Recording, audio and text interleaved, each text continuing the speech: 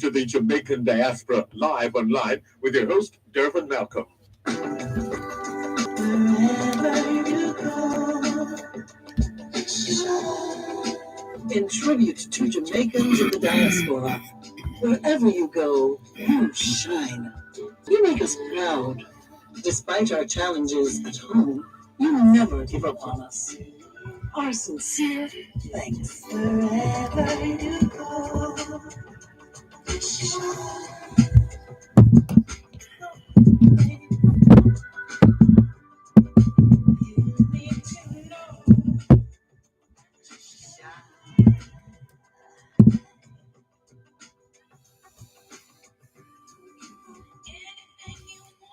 It is Saturday, the 1st of October, 2022, and we greet you well, wherever in the world you are listening to us here on the Jamaican Diaspora Live Online on Power 106 FM, the program created especially for you. Yes, you, and indeed you too. It's a clear demonstration of what can happen when Jamaicans at home join hands with Jamaicans abroad.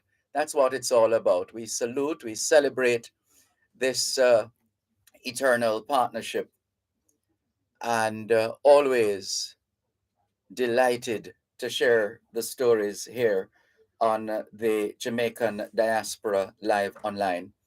Welcome to those of you listening to us on 106.1, 106.3, 106.5, 106.7, and 106.9. From Moran Point to Negril Point, from the Goat Islands to Galena Point. This is Power 106 FM, serving Jamaica and the diaspora. Streaming live on the Gleaners website, go-jamaica.com. And if you wish to dial a number to listen to Power 106 FM from the United States, your number is 631-359-8281. 631-359-8281. If you're in the United Kingdom and you wish to dial a number to listen to Power 106 FM, your number is 0330-606-0953. 0330-606-0953. If you are yet to download the Power 106 FM app, there is no better time than the present. You can go to the Google Play Store for your Android devices or the App Store for your iPhones. And that is where you will be able to download any of those two places to download the Power 106 FM app. You can also subscribe to onespotmedia.com, the number one, spotmedia.com, and you'll have access to all the media entities within the RGR Gleaner Communications Group, all the electronic media outfits. If you wish to participate or in your own way, the numbers to call are 876-922-4112-5. 876-922-4112-5. On social media, on Facebook, it's the Jamaican Diaspora Live Online. The Jamaican Diaspora Live Online on Facebook. On Instagram, it's Jamaican Diaspora. Jamaican Diaspora. The handle on Twitter is at DiasporaJA106. At DiasporaJA106. And on YouTube, you can type DervanMalcolm, and that will take you to the Dervan Malcolm YouTube channel. And we look forward to your full participation. After all, it is your program, the Jamaican Diaspora Live Online, here on Power 106 FM, still streaming live on the Gleaners website, go-jamaica.com. live on your smart devices all over the world. We'd also love to hear from as many Jamaicans as possible who are able to. First of all, let us once again commiserate with members of the Jamaican diaspora and the broader community of the state of Florida and elsewhere in the region, Cuba, etc., all Canada, all those territories that have been impacted one way or another by the hurricanes, the recent hurricanes we have had, Fiona, Gaston, Hermine. Well, not all full-fledged hurricanes. I'm trying to remember as I go back. So it's Fiona, Hermine, Fiona, Gaston, Hermine, Ian, and Ian, apparently one of the most devastating hurricanes in a long time that we've seen in a very, very long time. And so our thoughts and prayers with those who have and the families of those who sadly are no longer with us on account of the impact of Hurricane Ian. So our condolences to those who have lost family members, friends, colleagues, neighbors. Condolences right across the region for those who have been impacted by these systems. And if there are those listening to us who perhaps would find it therapeutic and instructive to share their experience, feel free. Would love to hear from you. You can message us on all the platforms we have listed already. We're live on Facebook, on the Dervan Malcolm Facebook page. We're live on YouTube, the Dervan Malcolm YouTube channel. And you can also call us if you wish. The text line is the same as the WhatsApp number, which means you can not only send us your text messages, your WhatsApp messages, your voice notes, but you can call us on WhatsApp as well. That number is 876 365 3346. 876 365 3346. In the meantime, though, we are going to tell you what's in today's Gleaner, which would give you an idea as well of some of the stories that have been trending this week here in Jamaica. Tougher penalties proposed for Bandulu teachers. That's a teaser for the story on page A3 of the Gleaner. And the story is members of a joint select committee reviewing the Jamaica Teaching Council Act 2022 have agreed with a recommendation from a key education stakeholder that a person masquerading as a teacher should face tougher penalties than a teacher who has not renewed his or her license under the proposed new legislation. Also in the news, the main headline on the front page of the Gleaner: school tragedy. Administrators urged to enlist cops in ramping up searches after deadly stabbing. And that's another tragedy. Our condolences to the family, friends, colleagues, classmates of the student who was murdered.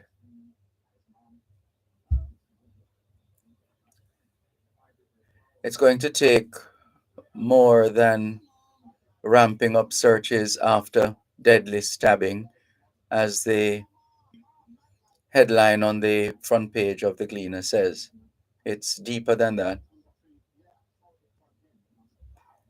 Portmore stop order fiasco as HAJ construction unapproved. The Portmore Municipal Corporation has placed a stop order on the construction of houses at the Sandown Palms development weeks after a groundbreaking ceremony featuring Prime Minister Andrew Holness. Portmore Mayor Leon Thomas said the developers of the project, Housing Agency of Jamaica (HAJ), started construction of housing units without submitting building plans to the municipal corporation for approval. Oh dear. When will this stop? Manufacturers losing faith in BOJ say rate hike near reckless. And there's a picture of John Mahfood, president of the Jamaica Manufacturers and Exporters Association, who has expressed outrage over the BOJ's series of rate hikes. The Bank of Jamaica BOJ has been criticized as borderline reckless for pushing up the benchmark policy rate on overnight deposits with the central bank by deposit taking institutions by another 50 basis points to 6.5%, effective September 30, yesterday. It was the ninth rate rise since September last year and its sixth in 2022. The move, aimed at cooling inflation and keeping the local currency stable, is a strong signal that the central bank is not satisfied with the rate of inflation fall off and is taking a cue from its global counterparts that have signaled stronger monetary policy tightening up, stronger monetary policy tightening up to early this month. And we trust that we're not just copying what other countries are doing, but actually including in our decision making process the realities of Jamaica, land we love. The story of the, oh, there's a story for those who are in St. Catherine and anywhere near the Bogwalk Gorge, trying to confirm the time that this story was published. Not sure what the situation is now, but up to 10 minutes to 9 last night, the Gleaner was reporting that the Bogwalk Gorge was flooded. According to the story, the National Works Agency has advised that the Bogwalk Gorge and Flatbridge in St. Catherine are flooded as a result of heavy rain. The agency says it's unable to close the gates to the gorge because of damage done to the hinges recently. It is warning people not to enter the area. And the story goes on to remind us that Prime Minister Andrew Holness on Wednesday blasted motorists who opened the padlocked gates at the Bogwalk Gorge during heavy rainfall, calling their actions reprehensible. The transport operator who breached the lock on one of three safety floodgates has since expressed regret for his action, claiming that he felt compelled to reach home to attend to his 4-month-old and 4-year-old children who were ill. The episode has spurred calls from residents for the gates to be moved closer to Flatbridge or that they be granted access to go home. So an update would be good because we're not sure if because that story was published, as we said, 10 minutes to 9 last night. And we're not sure if the conditions have changed. We'll see if we can find out. Talawa's lift third CPL trophy is another story trending right now. The Jamaica Talawas secured their third Caribbean Premier League title following an 8-wicket win over the Barbados Royals in the final at Providence Stadium in Guyana. There's more after the break. You're listening to Power 106 FM. The time is now 15 minutes past 6 o'clock in the morning here at Broadcast House, 32 Lyndhurst Road, Kingston 5, St. Andrew, Jamaica, which means it's 1:15 p.m. in Oslo, Norway. RGD at your service will be in Birmingham and London, United Kingdom. Birmingham, Monday, October 3 to Tuesday, October 4, and London, Thursday, October 6 to Saturday, October 8, 2022. From the Legacy Centre of Excellence, 144 Partis Lane, Birmingham, B64UU, UK, and Lewisham Parish Church of St. Mary, 346 Lewisham High Street, SE136LE, UK, 9 a.m. to 3 p.m. daily. We'll be accepting applications for birth, death, marriage, and adoption certificates, record updating services, correction of error, late entry of name, addition of father's particulars, late registration, and RE registration, genealogy research, and registry wedding services. Wherever you go. Thanks a lot for staying with us here on the Jamaican Diaspora live online on Power 106 FM. Still streaming live on the Gleaners website, go-jamaica.com, live on your smart devices all over the world. We just shared with you a couple of current stories from the Gleaners website, jamaica-gleaner.com. And now let's continue to go through some of the stories published in today's Gleaner. Floodgate fury at Bogwalk Gorge. Busman who breached lock regrets action, says he was heading home to sick kids. 3 more bees secure spots in National Spelldown. That's the Gleaners Spelling Bee competition on in earnest. Ministry looks to women to drive prostate cancer awareness. And Prostate Cancer Awareness Month ended yesterday. The advocacy and the awareness, public awareness, should continue.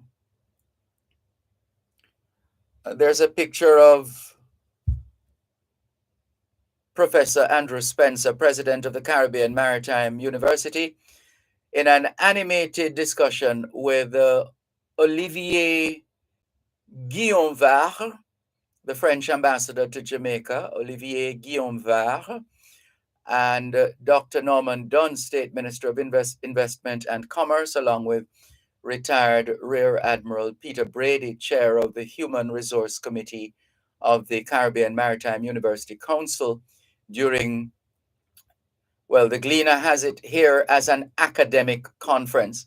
I'm sure CMU would be a little offended, considering that they have designated their conference not as an academic conference, lest people take it to be just a mere academic exercise. It is called an industry conference.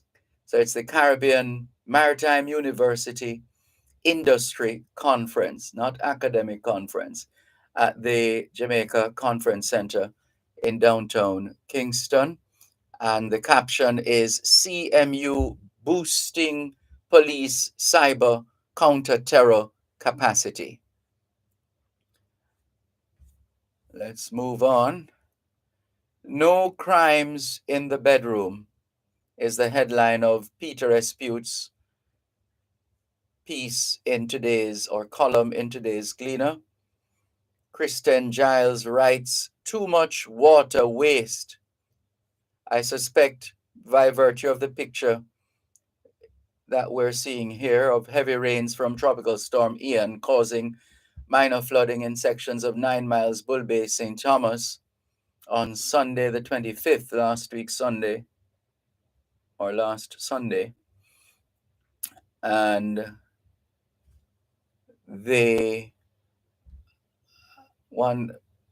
I think part of it is, what do we do with all the rain that we get when we do get rain of any significance, as opposed to most of it just going to waste? A couple of, well, there's an international story that is teased here. Myanmar deposed leader Aung San Suu Kyi gets 3 years in jail. The letter of the day: stop food wastage. Yes, that's true. Considering we have about 1 billion hungry people in the world, we really shouldn't be wasting food. The cartoon is a stormy scene, stormy weather. There's a member of the public apparently drowning, or at least trying not to get swept away by the waters. There is a house labeled The Economy, with water almost touching the sections of the roof. Seated on top of that house is supposedly the prime minister, labeled government, and he is supposedly saying, well, the member of the public, the male member of the public, who is either drowning or trying to avoid being washed away, is shouting out for help, and the prime minister is supposedly also shouting out for help.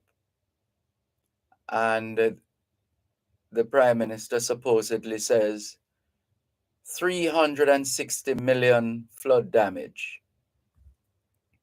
So that's the cartoon. Clarity, transparency in the Myri issue. This is another of, in fact, this is the editorial. The editorial: clarity, transparency in Myri issue. And you can read that. Also making the pages of the Gleaner this morning: no catastrophe among Jamaican community as Ian rattles Florida. Well, we give thanks, but we also want to spare a thought for those who have been impacted by Hurricane Ian. Vassal Shuttlewood, hailed as epitome of a nurse, veteran healthcare professional, passes on. We're sorry to hear that. Condolences to family, friends, colleagues.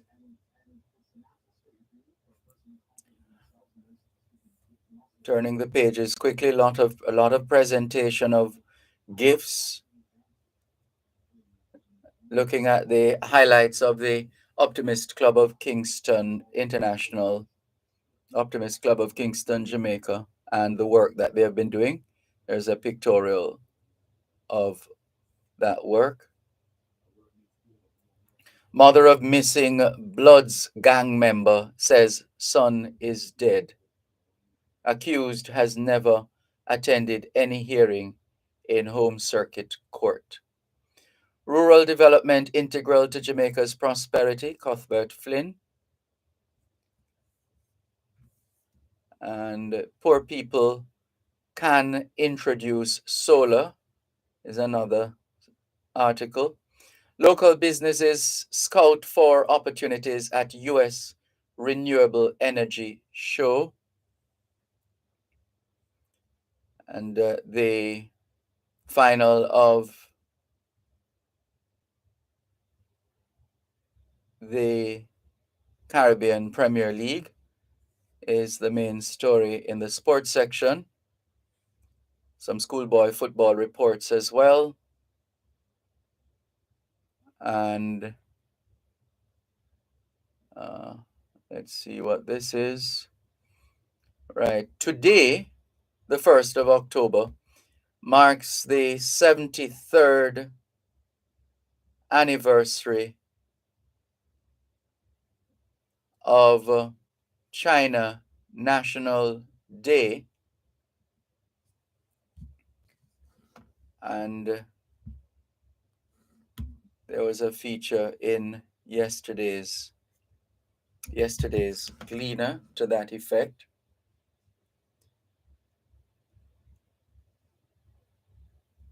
Also,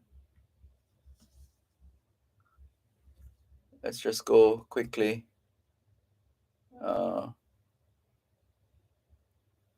Before time runs out. Right, so that's basically it. The usual entertainment pages as well, etc. And today there's another significant happening today. Today is International Coffee Day. International Coffee Day, and we know the significance of Blue Mountain coffee in the world. We have a lot to celebrate on the one hand, but on the other hand, we have a very disappointing history, on the other hand, in terms of not maximizing the potential as far as coffee, Jamaican coffee, and in particular, Jamaican Blue Mountain coffee is concerned. So, hello to those who are having some coffee right now. We trust all is well with you and yours, and all the very best. Let's clear some messages now, quickly. Good morning and welcome to Orville Dorman, Elder Orville Dorman. He says, good morning, Sir D and listening audience. Good morning, Orville Dorman. Valerie Rochester in Atlanta, Georgia says, good morning to you and your wonderful listeners. And that would make you one of them, Valerie Rochester, one of the wonderful listeners. Jennifer Bird, good morning to you. Beverline in Toronto, Canada says, good morning. Cool Saturday morning, October the 1st. Neriga Smart Morgan 7 says, blessings to you, Sir Malcolm, and listeners. Happy new month to you. I pray that you all will be strengthened in this new month, because in times like these, we need a lot of strength to even read or listen to the news. And let us keep our nation's children in our prayers.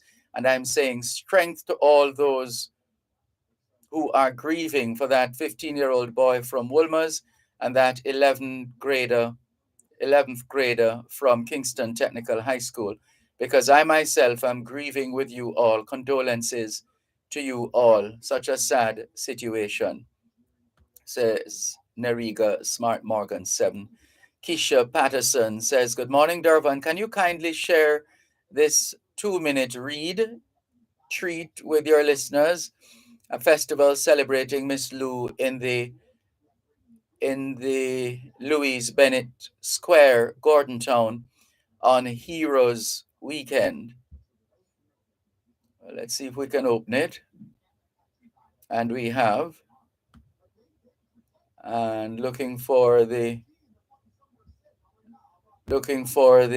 flyer. Let's see if we can bring up the flyer. No, not able to bring up the flyer. Keisha, you might want to just send the flyer itself as opposed to the link, because we're not accessing it right now. Diana McIntyre Pike says, good morning, Sir Dervan. We as Jamaicans should give thanks to God for taking care of us, where we are safe so far from the bad weather. We are indeed blessed. There are no loss of lives. Well, people have lost their lives.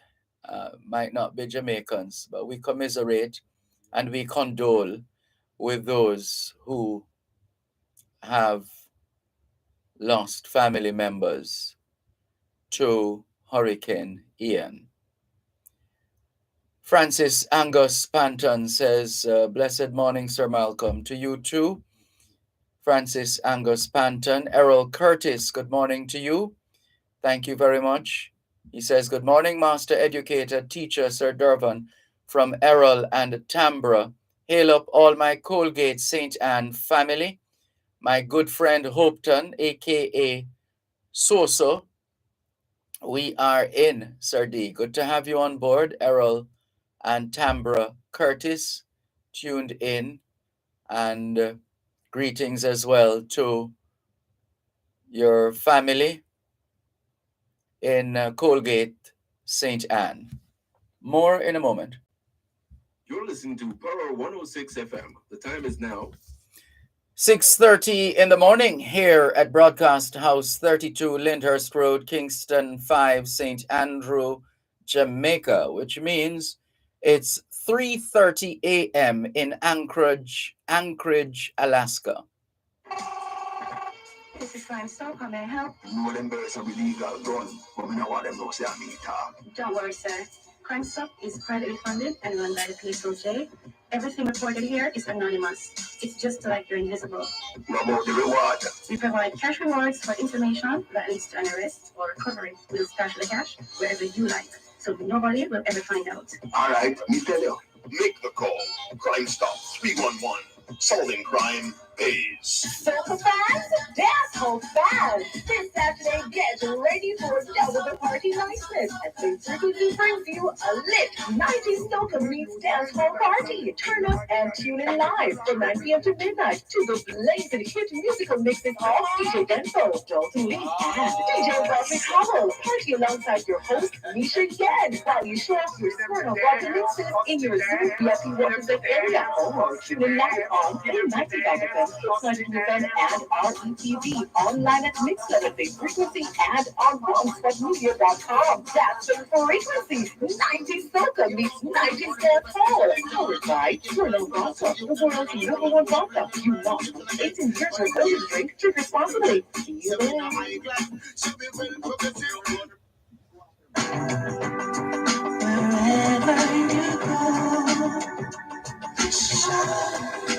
In tribute to Jamaicans in the diaspora, wherever you go, you shine. You make us proud. Despite our challenges at home, you never give up on us. Our sincere thanks. Wherever you go.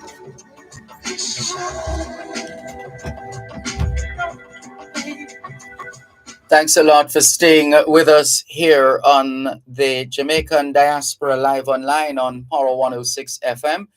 I'm Dervan Malcolm as we connect with our guest who is joining us from Washington, D.C. in just a moment.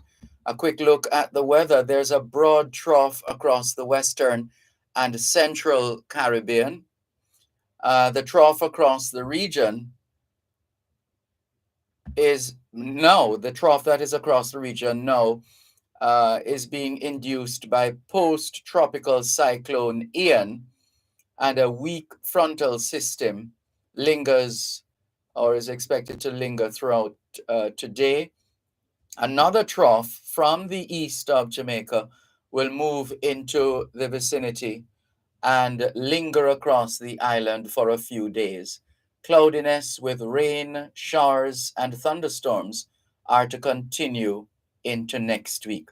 Did you hear that? Let's get ready for next week. So the trough, and again, we don't want to take it for granted that you've all heard the definition of the word trough. A trough usually is an indication of what some people refer to as bad weather in terms of clouding, rain, thunderstorms. In fact, a trough is always associated with some weather activity, either directly or indirectly. So look out for wet weather when you hear trough. So there's a broad trough across the western and central Caribbean. And the word broad there is key as well in terms of how vast. this trough is, a broad trough across the Western and Central Caribbean. So the wider or broader the system, the more places that will be impacted. And this trough across the region is being induced by post-tropical cyclone Ian. So Ian is no longer a hurricane. When you hear that term post, you know you're looking at this system, uh, the end of this system essentially. So whatever is left of post-tropical cyclone Ian, that's what has induced the trough that is across the region. And there's also a weak frontal system lingering, and that's expected to linger for the rest of today. Another trough from the east of Jamaica will move into the vicinity and linger across the island for a few days. What does that mean? Cloudiness with rain, showers, and thunderstorms. And that will continue well into next week, right? I think we've kept our guest waiting long enough. Let's get to it. Let's say hello and welcome to our guest at this time, Dr. Rose Marie Adamson Lewis, who the last time I checked occupied the position of president of JADIAS. And because I know there are other developments, I am treading cautiously just to make sure I'm getting it right. Dr. Rose, good morning. How are you? Good morning, Freddie. I'm fine, thank you. It's great to have you joining us. We know you are a busy public servant, always out in the trenches and serving all as best as you can. And we want to first up just to salute you on the work that you continue to do in the diaspora. And you know what they say, the reward for good work is more work. So no doubt you are ready for that. But let's remind our listeners, let me see if I can remember. Your community is Malton Robbins Hall. Oh, yeah, you have it right. Yes. Cool. Yes. How much of those years in Malton Robbins Hall do you remember? What are some of the most memorable of your memories? The one that comes out all the time is the Christmas caroling boy, because Manchester is cool. Yes. And as children, for one Christmas to finish and the next to come, it felt like eternity. Because you were enjoying it so much, eh? Yes, the fiesta and the different types of preparation in meals and the home preparation, whitewashing with stones. Yeah. It brought a lot of joy. It was so different. So Yes. we enjoyed that so much. Couldn't wait for the next one to come. And is this I would imagine that the nature of Malton Robbins Hall has been, hopefully it has continued. My impression is it's a real community in terms of the ways in which community members help each other and serve each other. I'm not sure if that might have influenced your call to service.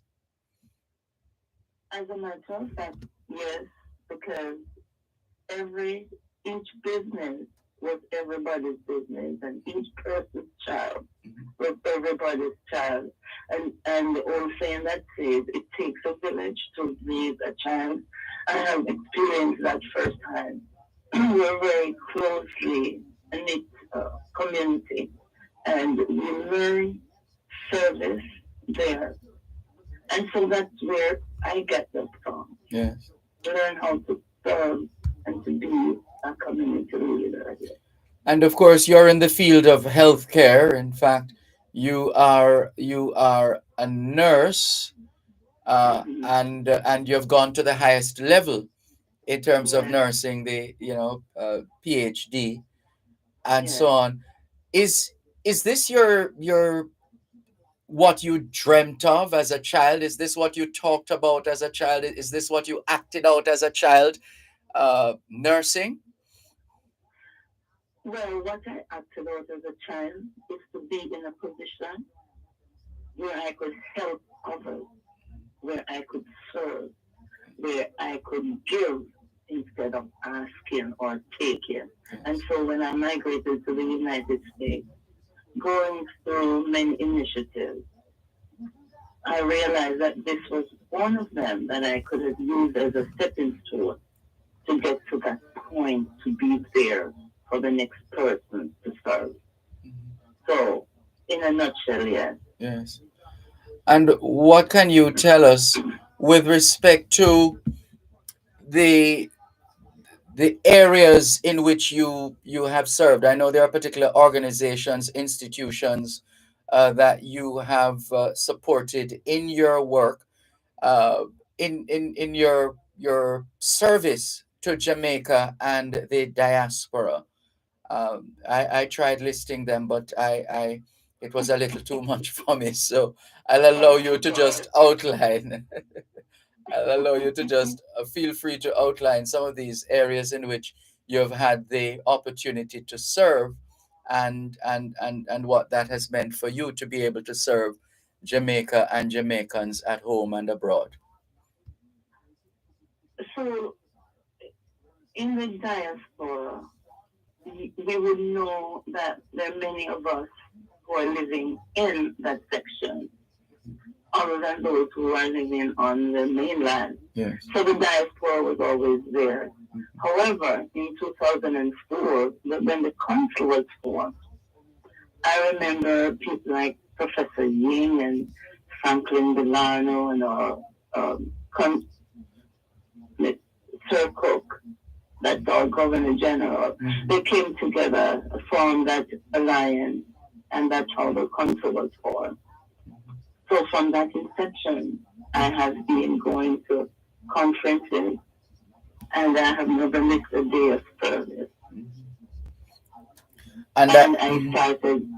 sorry, Go ahead. no, I was going to say, and I'm sure included in that would be some of the outreach efforts in terms of healthcare, especially since that is your area, healthcare, giving back to your community, Malton Robbins Hall, and also serving in the diaspora. Yes, I actually have taken medical mission to Jamaica, but there was a slowdown process after the pandemic. I've taken medical missions to Robbins Hall, my area, St. Elizabeth, Westmoreland, Spanish Town, and we have also taken some form of school supplies, but I mostly stay in the medical aspect of things. Yes. And not just in Jamaica, but I've done some of the services over here as well, free of cost, in the name of community service. yes. And in that spirit of community, you are looking to take on another public duty, public service duty. Uh, why? Why are you? One would think that with all the work that you have to do in your professional duties, that and everything else that you've been doing, that you, as my late mother would say, you can't take a message right now. But you are looking to take more than just a message. Tell us why. What is driving your your interest in serving people? Having been the president of the Jamaica Diaspora Southern USA, JADIAS, for 2 consecutive terms, I have seen a smile on the community face when we've done something right. My heart is saying to me, Rosemary, you do not need to reinvent the wheel, but you need to embrace what is already there.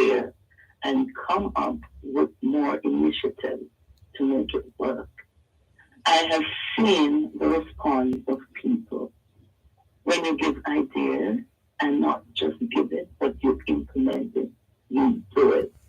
So I felt like it's a good thing for me to do twice and talk once. Or when I speak less and do more and get things done. Yes. Simple. And so after the break, let's talk about the position you're running for and related matters. Listeners, our guest is Dr. Rose Marie Adamson Lewis, a public servant in Jamaica and the diaspora. One moment, please. You're listening to Power 106 FM. The time is now 15 minutes to 7 o'clock in the morning here at Broadcast House 32 Lyndhurst Road, Kingston 5, St. Andrew, Jamaica, which means it's 8:45 a.m. in Hamilton, Bermuda. RGD at your service will be in Birmingham and London, United Kingdom. Birmingham, Monday, October 3 to Tuesday, October 4, and London, Thursday, October 6 to Saturday, October 8, 2022. From the Legacy Centre of Excellence, 144 Potter's Lane, Birmingham, B64UU UK, and Lewisham Parish Church of St. Mary, 346 Lewisham High Street, SE136LE UK, 9 a.m. to 3 p.m. daily. We'll be accepting applications for birth, death, marriage, and adoption certificates, record updating services, correction of error, late entry of name, addition of father's particulars, late registration, and RE registration, genealogy research, and registry wedding services. Business leaders, this is it. Live to Lead, the #1 global leadership conference is back Friday, October 7, 2022 at the Jamaica Pegasus Hotel. Get real leadership solutions to accelerate your business now. This is your chance to learn from the most powerful names in leadership. John C. Maxwell, Tim Elmore, Doris Kearns Goodwin, Dr. Christopher Tufton, and many more. Register and learn from the best. Get your tickets at livetoleadjamaica.com or call 876-438-1135. Live to Lead Jamaica is sponsored by RJR Gina Group, Hybric Digital, Intentional Growth LLC, and Creative Brands and Concepts. Soca fans, dancehall fans, this Saturday get ready for a Delta Party Niceness as they typically brings you a lit 90s soca meets dancehall party. Turn up and tune in live from 9 p.m. to midnight to the blazing hit musical mixes of DJ Denso, Dalton Lee, and DJ Roderick Howell. Party alongside your host, Nisha Yen, while you show off your Smyrna water mixes in your Zoom VIP represent area or tune in live on K90 FM, and RETV online at Mixler, Frequency, and on OneSpotMedia.com. That's the frequency. 90s soca meets 90s dancehall. Powered by Turno Vodka, the world's #1 vodka. You know, 18 years or older, drink to responsibly.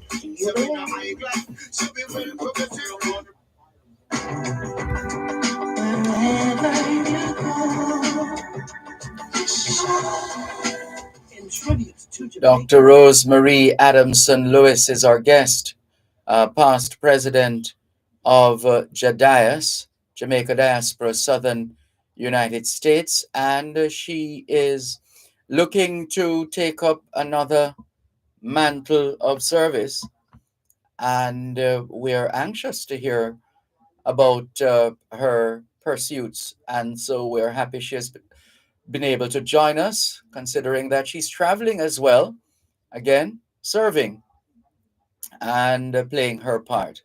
So, Dr. Rose, thank you for holding the line. Tell us now about this position you are vying for. Okay, it is the Global Jamaica Diaspora Council rep for the 13 southern states. That would include Alabama, Arizona, Arkansas, Florida, Georgia, Louisiana, Mississippi, North and South Carolina, New Mexico, Oklahoma, Tennessee, and Texas. Texas is the last one. My word. So you are now looking to take on 13 states of the United States of America. Goodness. Yeah. I think I've asked you. Well, I've asked you why a few times. I think I know the answer anyway. In terms of, well, tell us, why are you seeming to move towards this level? What is the pull? Having going through or still in the process of being the president for Jedias, which is handling the same 13 states. It just opens an opportunity for me, a wider door where my service can be larger and direct contact with the advisors to the Minister of Foreign Affairs in Jamaica, to have that deeper relationship with them, to have it head on with Jamaica, and at certain levels that you can work directly with officers in these areas to get the job done. Because even though we're working in the diaspora, we are not doing things that are limited to here in the diaspora, but it benefits Jamaica as well. Yes. Are there particular aspects of your work that that give you a sense of pride whenever you reflect and recall ways in which you have served Jamaica and the diaspora? Definitely. There are many of them, but one of them really gives my heart joy, and it makes me understand what serving is all about. See, during the pandemic, many people were shut in, and the nature of it, many people could not work, and therefore their health was compromised. I have learned of people in the community who were not going out to see their primary care.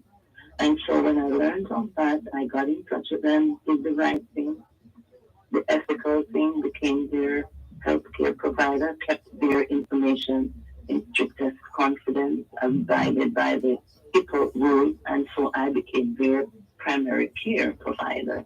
I saw them through telehealth, telemedicine, and I prepared their medication, prescribed it for them, called it into the pharmacy. Sometimes I picked it up from the pharmacy and dropped it at their home during the COVID time. And all of this I did free of cost. Mm-hmm. That must, I can well understand how fulfilling that must be for you. I think, yes. Mm-hmm.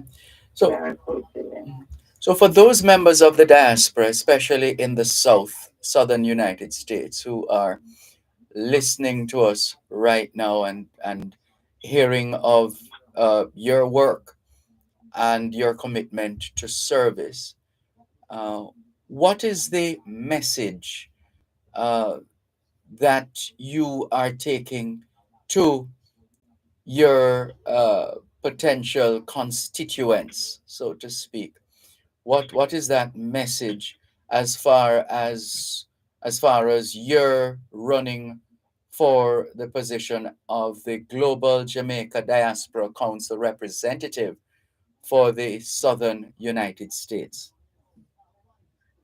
My message is for us to work as one, to maintain what is already being created, and work together to develop new initiatives. Yes, I hear the general theme of togetherness, unity, Yes. And obviously we know that there is strength and power in unity.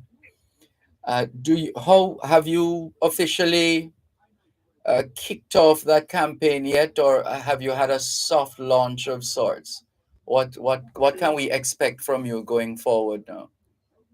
That will happen, God willing, this coming week. Mm-hmm. And during that time, I'm going to give out the appropriate numbers, the social media information. I will be talking about the voting system, how it is done, and the date for nomination, voters registration, and actual voting. So I will do a soft launch coming up next week, Thursday, and all that information will be given out. But in the meantime, I just want everyone out there to know that voters registration will take place between October 18th and November 16th, and the nomination period will be November 1st to November 20th, and the voting period will be November 23rd to December 16th.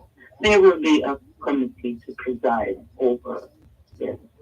And people who are eligible to vote are those who are born in Jamaica, second and third generation Jamaican. Got you. And so now, as we get ready to wrap, so you've given us some information already in terms of the periods for voter registration, eventual voting, and so on and so forth.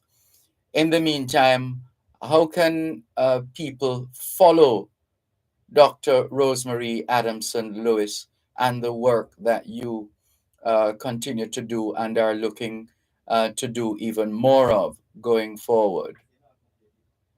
My broadest platform right now, just look me up on Facebook, Okay. Rosemary Adamson Lewis, because I'm posting everything there. Right. I know you're quite passionate as well, and we couldn't end this conversation without getting a sense as to whether you have already identified a specific a specific initiative, project, plan. I mean, we don't expect you to necessarily let the proverbial puss out of the bag, especially if you're planning to do that at another time. But in terms of your passion, can you tell us how that will manifest itself in the work, whether a particular assignment, initiative, or a new path of service, whatever it is. But as I said, if you have plans to reveal it at a later stage, that's fine. You can always defer. Yeah, no. I can say. Mm-hmm. Well, I will not bite off more than I can chew, so I will not take on a lot of initiatives at once. What I plan to do is to add liaisons who have been there before, who are experts in finance, who are experts in agriculture and other areas. And so, because I'm so passionate about healthcare and I care about healthcare, I would take that on like a silver bullet. Mm-hmm. So that's where I will be going. I have always said it. My biggest concern is that when we go to Jamaica on vacation or a little paradise, and God forbid there's an accident that would have required us to be in the hospital, what are we going to do there until we are settled to get back to our places, our homes, or abroad, to be flown into the nearest point? Miami. What do we do? Mm-hmm. So I am just asking us to flip that coin and look at the situation that we may have to go through and understand that this is what the typical Jamaican who live there will go through. So I want to change that trajectory. I want a paradigm shift. I want to work like I'm doing very closely now, with Dr. Christopher Tufton, Minister of Health, to help to build Jamaica and to grow the healthcare industry. And I don't like to talk about what I am going to do without having an idea as to how I'm going to implement. So one of the basic things that I look at is helping our Jamaican nurses and other healthcare providers to be knowledgeable and to be able to use new modern equipment so that we can maximize our skills in helping urgent situations faster and save lives. Yes. Your position, sorry, go ahead. No, so what I would plan to do in a nutshell is have virtual symposium, whether it is synchronous or asynchronous, and to teach our Jamaican nurses some of the additional skills that we have learned here in terms of efficiently producing emergent care. Mm-hmm. And then we could talk about the equipment later, because it doesn't make sense we teach them, we bring their hopes up, and then they do not have the tools. Yes. So in my next segment, I will be talking about how we would acquire the tools, maintain them, how we would get them with the assistance of the health sector to get them into Jamaica to optimize our health field. Well, we're definitely looking forward to tracking your progress as you continue your campaign for the position of Global Jamaica Diaspora Representative for the Southern United States. I want to thank you very much for this initial interview. We're tracking other participants as well, others who are vying for a position, and we're always happy to provide a platform for members of the diaspora to express themselves, and so as we have done on today's edition. So we salute you, Dr. Rose, for taking on more work, and we look forward to hearing from you again for another interview, because we're following this campaign. Thank you very much, Dr. Rose. Thank you, Sergey. Thank you for having me. It's been a pleasure. Take care. You're listening to Power 106 FM. The time is now a minute past 7 o'clock in the morning here at Broadcast House 32, Lyndhurst Road, Kingston 5, St. Andrew, Jamaica, which means it is 8:01 p.m. in Beijing, China. And you were just listening to our interview with Dr. Rosemary Adamson Lewis, first out of the blocks so far in terms of candidates vying for the position of Global Jamaica Diaspora Council representative for the Southern United States. We look forward to hearing from the others as well. There's more after the break. Gen Zers, we're back. Gen Z returns with a new look, fresh faces, hot topics, and a whole new vibe. We're talking finance, dating, dancehall. You think it? We discuss it. You don't want to miss it. So join us Saturdays at 10 a.m. on Power 106 FM and 6:30 p.m. on TVJ. Gen Z, a show for the youths, by the youths.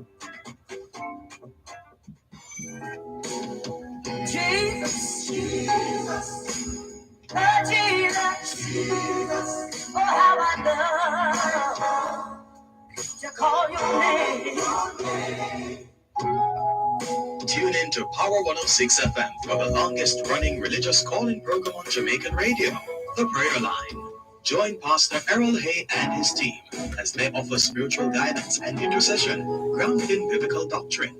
Hear powerful testimonies from Jamaica and around the world.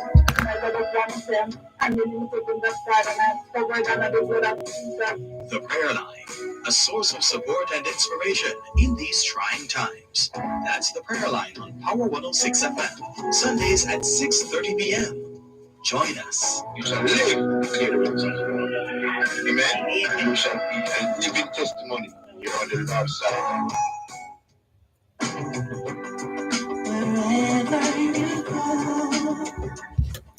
Thanks a lot for staying with us here on the Jamaican Diaspora Live Online on Power 106 FM. I'm Dervan Malcolm. We're streaming live on the Dervan Malcolm Facebook page. If you're not there yet, log on to Facebook. In the search box atop the page, type DERVAN MALCOLM, and you too will be able to not just hear, but see what's happening in the studios of Power 106 FM. If you do not have a Facebook account, there's always YouTube. You don't need to have an account to access YouTube. All you need is a smartphone or a tablet, computer, laptop, desktop, any one of those. Make sure you have internet connection. Very important, not just connection, but connectivity, because you can be connected, but there's no connectivity. One way to test for connectivity is by opening a browser like Google Chrome, for example. And once you have done that, you can just check to see if you're able to browse freely. If that is the case, then you're good to go. Thank you very much. Let's clear some messages. Angelia Christian in in London says, hello, blessings to Jamaica, Dervan, Malcolm, Power 106, and good morning, Angel Foundation UKJA. Good morning, Jamaica time, Angel. Sheila Clark Wallace says, good morning, Sir Dervan and listening audience. Blessings from Central, what's this? Islip? Central, where is this? Central ISLIP. Is that a typo or is that the name of the actual name of a place? Please help us, Sheila Clark Wallace. She says, hanging with the grandkids. Oh, that's lovely. Blessings. Good to know you're hanging with the grandkids, Sheila Clark Wallace. You are in good company. Dr. Trevor Dixon, founder of Jaja Foundation, Jamaicans Abroad, helping Jamaicans at home. Good to see you online. Dr. Dixon is an emergency medicine physician at Jacobi Medical Center in the Bronx in New York. He says, good morning, raining in New York. Good morning to Dr. Rose and the entire Jamaican diaspora. Good morning, Dr. Dixon. Muta King says, blessed love to you too, Muta King. Thank you very much for making it the Jamaican Diaspora Live online. Rosemary Booth is also online. Welcome, Rosemary Booth. Good to have you on board the Jamaican Diaspora Live online here on Power 106 FM. Good morning as well to Olga Hollingshead. Rosemary Booth is in South Florida. Olga Hollingshead says, pleasant Saturday morning, blessings to you. Good morning to you too. And the messages, additional messages are coming in even as we're trying to clear these. So Olga Hollingshead says, pleasant Saturday morning, blessings to you, Sir Dervan, Malcolm, and all your diaspora listening audiences. Welcome to the new month of October. God's richest blessings. Have a wonderful day and be safe. And you do likewise, Olga Hollingshead. Errol Curtis says, I'm living in Maryland, which is next door. Can I vote? Oops. Sorry, we missed your message while we had Dr. Rose on. If Dr. Rose is still listening, please message us. Errol Curtis reminds us he's living in Maryland, which is next door, and he wants to know if he can vote. I don't remember what the term is. I think you should be able to. I believe so, Errol. I think you're more than qualified. More than qualified to vote. More than eligible to vote. Quincy Brown says, good morning, everyone. Good morning, Quincy Brown. Tuned in from the Cayman Islands. Continue to educate and lead, Mr. Malcolm. My respect, says Quincy Brown. How's everything in Cayman? I think you got a brush with one of the systems recently. Was it Ian? Trust all is well in Cayman. Dr. Trevor Dixon confirms that the name of this place is Central Dillip, Long Island. Central Dillip, Long Island. Thank you, Dr. Dixon. Inez Ayona Campbell says, good morning, everyone. A rainy Saturday morning it is here, doing a camp drop-off up north. Be safe, Inez Ayona Campbell. Sheila Clark Wallace says Central. Oh. So, Dr. Dixon, maybe it's a different place you're thinking of, because you have Dillip and Sheila Clark Wallace has, is it Islip with the ISLIP or Islip?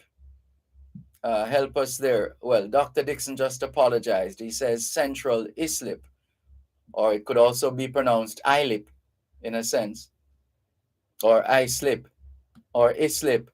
Which one is it, Sheila Clark Wallace? Which one is it? In the meantime, our guests are waiting online. I think, do we have it?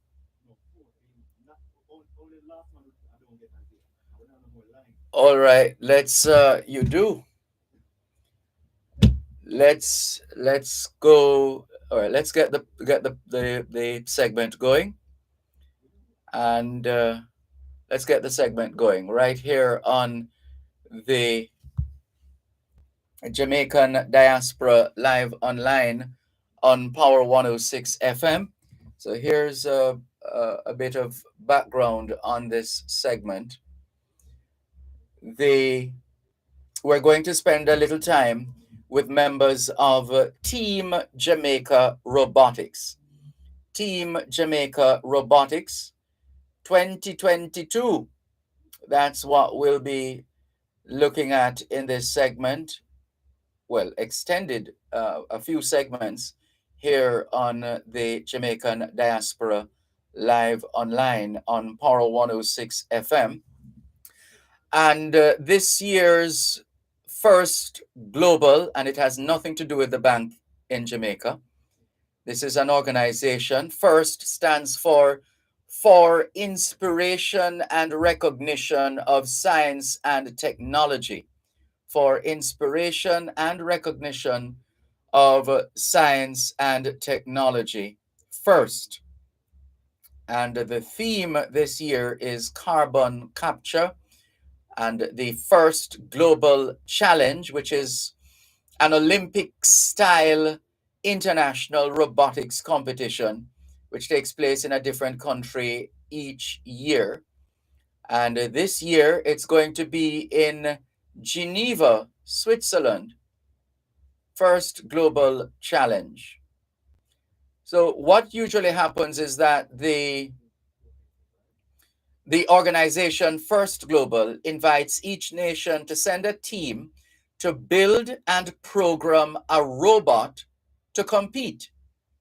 Teams work together to complete tasks in a game themed around one of the greatest challenges facing our planet, including the 14 grand challenges for engineering, in an effort to foster understanding and cooperation among the youth of the world as they use their abilities to solve the world's problems.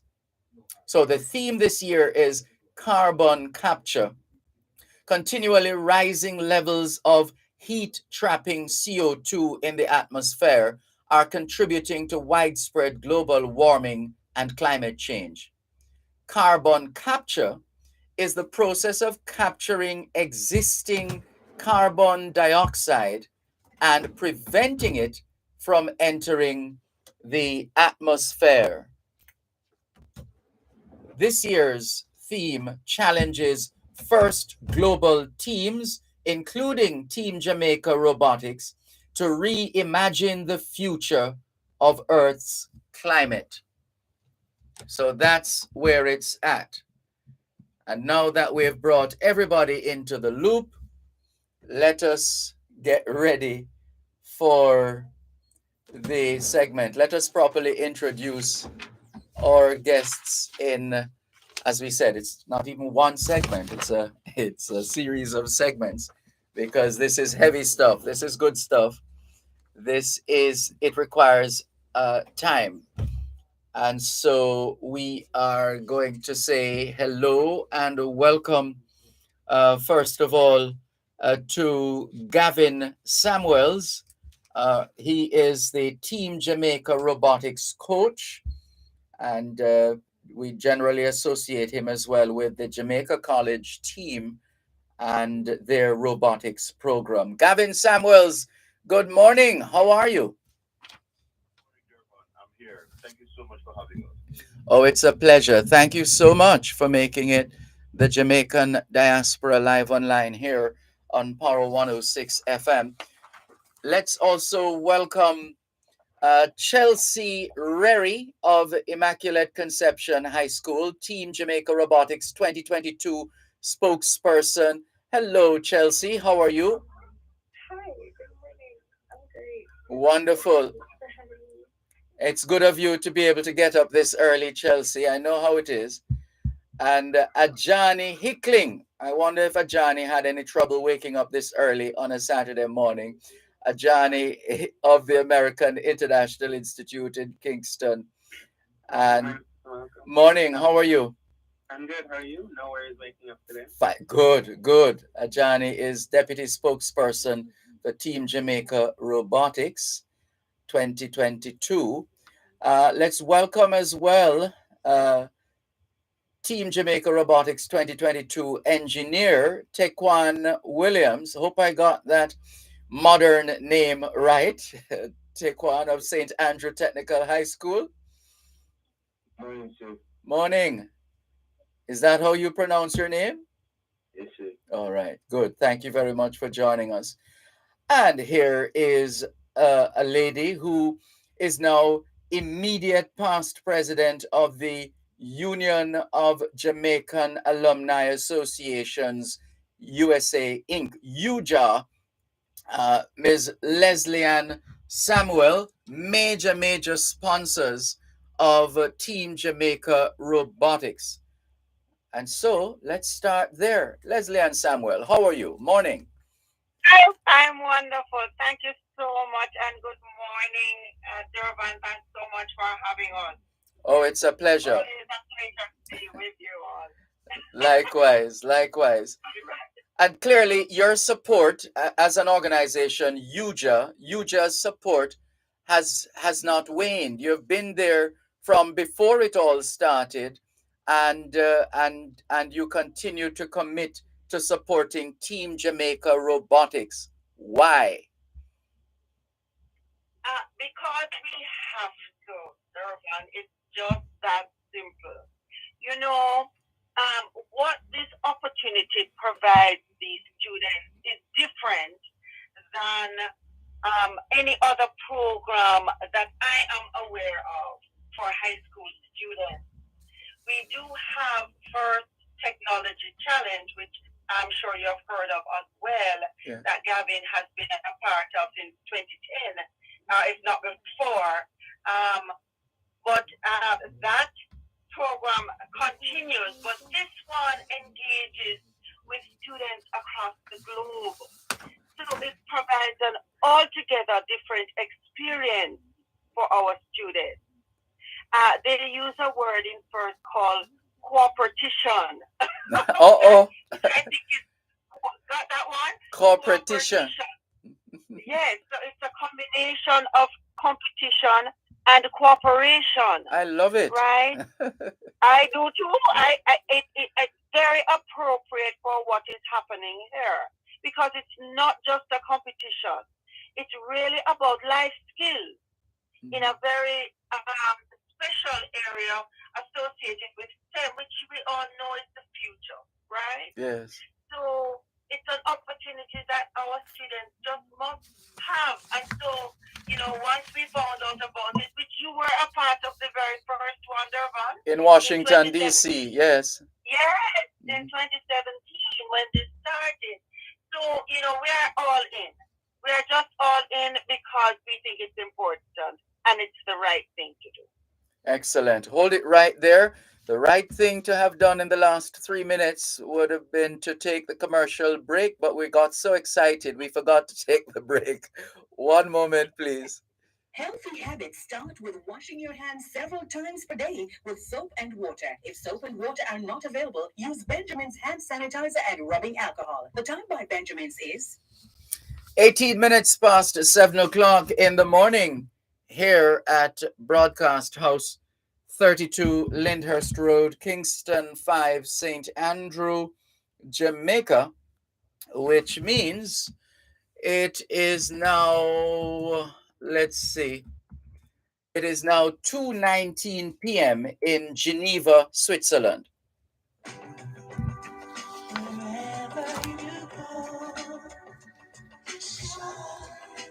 in tribute to Jamaicans in the diaspora. Wherever you go, you shine. You make us proud. Despite our challenges at home, you never give up on us. Our sincere thanks. Wherever you go. Thanks a lot for staying with us here on the Jamaican Diaspora live online on Power 106 FM, still streaming live on the Gleaners website, go-jamaica.com, live on your smart devices all over the world. we are featuring Jamaica's robotics team, Team Jamaica Robotics 2022, getting ready for the first global challenge in Geneva, Switzerland. And we have with us, as you've heard already, Gavin Samuels, Team Jamaica Robotics coach, Chelsea Rerry of Immaculate Conception High School, Team Jamaica Robotics 2022 spokesperson, Ajani Hickling of the American International Institute in Kingston, is the deputy spokesperson for Team Jamaica Robotics 2022. The Team Jamaica Robotics 2022 engineer is Taekwon Williams of St. Andrew Technical High School. And major sponsors and partners and supporters of Team Jamaica Robotics, the Union of Jamaican Alumni Associations, UJA. And on this call, we have the immediate past president of UJA, Ms. Leslie-Ann Samuel.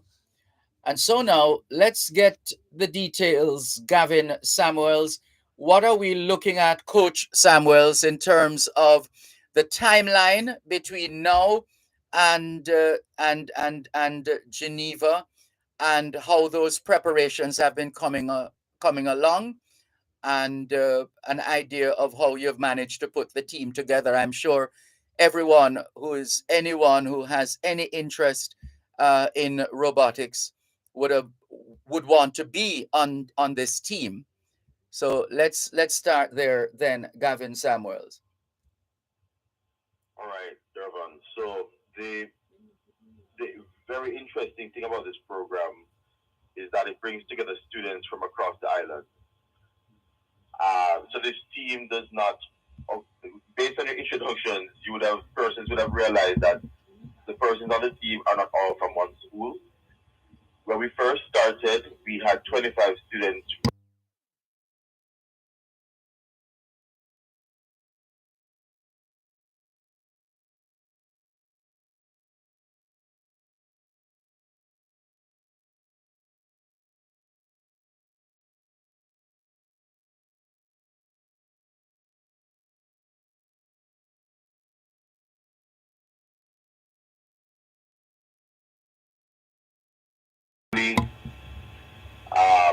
We test the students, we give them an opportunity to get some exposure, we ask them to do research, and based on their findings, we will determine who are some of the more interested students. Some students will fall out on their own. It's not for everyone, which is fine.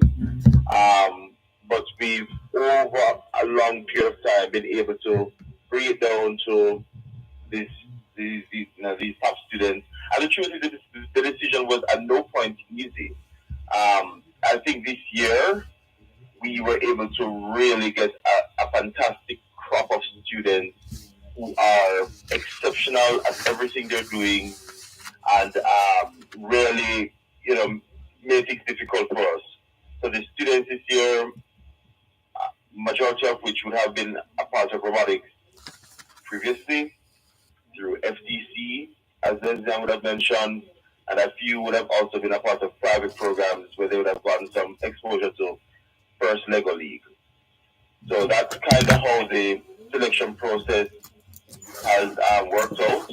So the traveling aid will have students from Immaculate, Glenmuir, St. Andrew Technical High, Convent of Mercy Academy, Jamaica College, AISK, and Calabar. I see. And we're going to come back to you in just a moment, but let's just get some initial comments from the other members of the team. So Chelsea Rerry, let's hear your story. How did you get involved with robotics? Well, okay. So I go to Immaculate. Every year we kind of do a club expo thing where all the existing clubs will basically advertise themselves to the students. So that was my first exposure to robotics ever. I had no knowledge of robotics in Jamaica or the different competitions available. I just joined the club at my school, which, as Gavin previously said, led participate in First Tech Challenge. And then after participating first this year, my faculty advisor suggested we start this program. Mm-hmm. So that's actually, to me, it seems to happen quite quickly because I didn't know about Facebook law, I didn't really know what it entailed. I just knew that she talked to me one day and said that she liked the interest I was seeing in the club and she thought I'd enjoy being a part of this program. So, you know, it really took off from there over the course of last summer. Mm-hmm.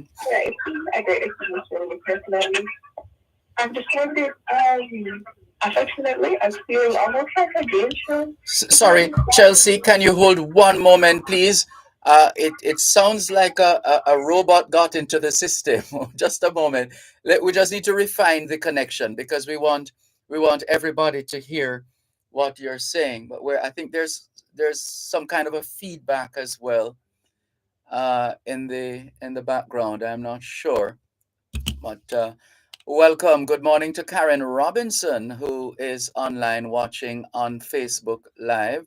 She says, "Good morning, Dervan. Looking forward to the team representing Jamaica well in Geneva."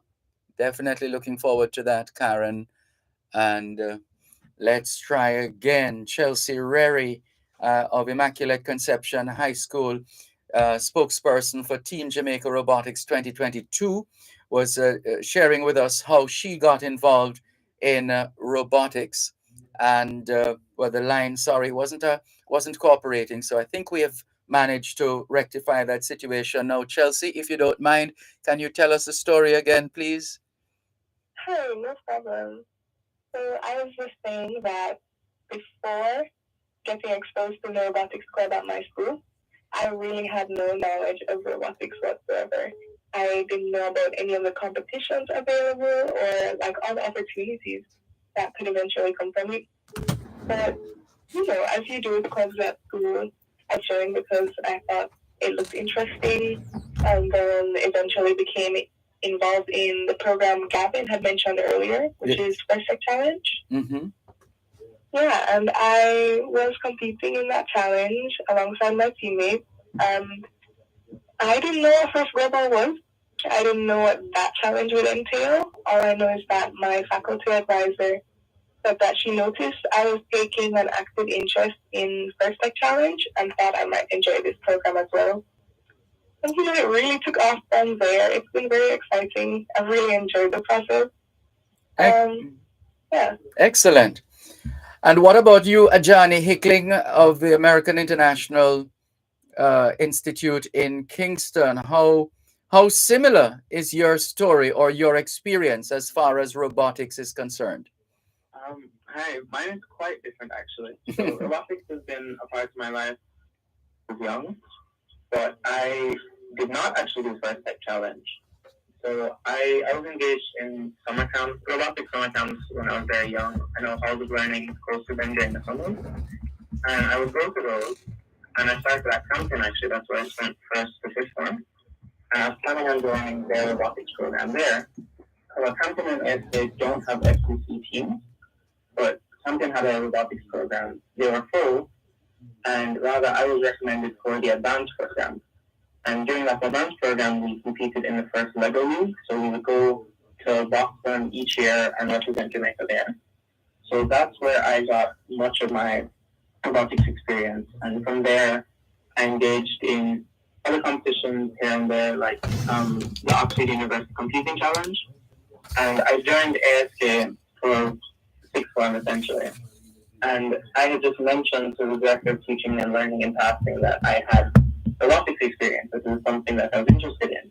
So when ASK was contacted to put forth 2 members for the first global team, the director of teaching and learning approached me because she knew that I had mentioned my experience. So I was put forward. So it's interesting in that I went from FLL straight to first global challenge and skipped the FCC step.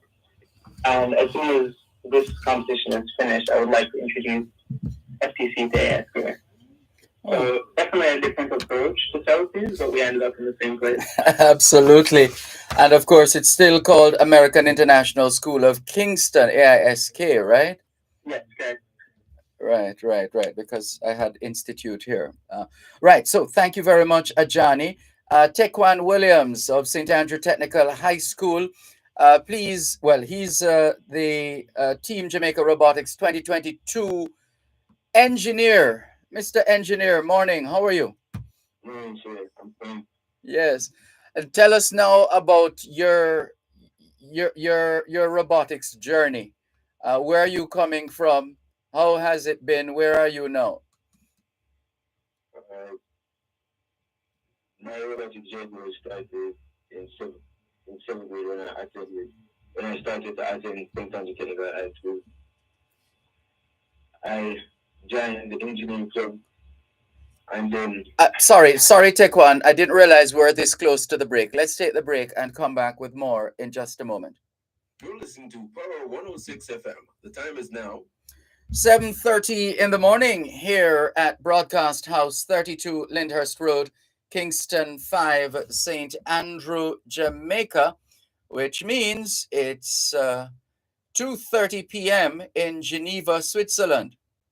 RGD at your service will be in Birmingham and London, United Kingdom. Birmingham, Monday, October 3 to Tuesday, October 4, and London, Thursday, October 6 to Saturday, October 8, 2022. From the Legacy Centre of Excellence, 144 Partis Lane, Birmingham, B64UU UK, and Lewisham Parish Church of St. Mary, 346 Lewisham High Street, SE136LE UK, 9 a.m. to 3 p.m. daily. We'll be accepting applications for birth, death, marriage, and adoption certificates, record updating services, correction of error, late entry of name, addition of father's particulars, late registration, and RE registration, genealogy research, and registry wedding services.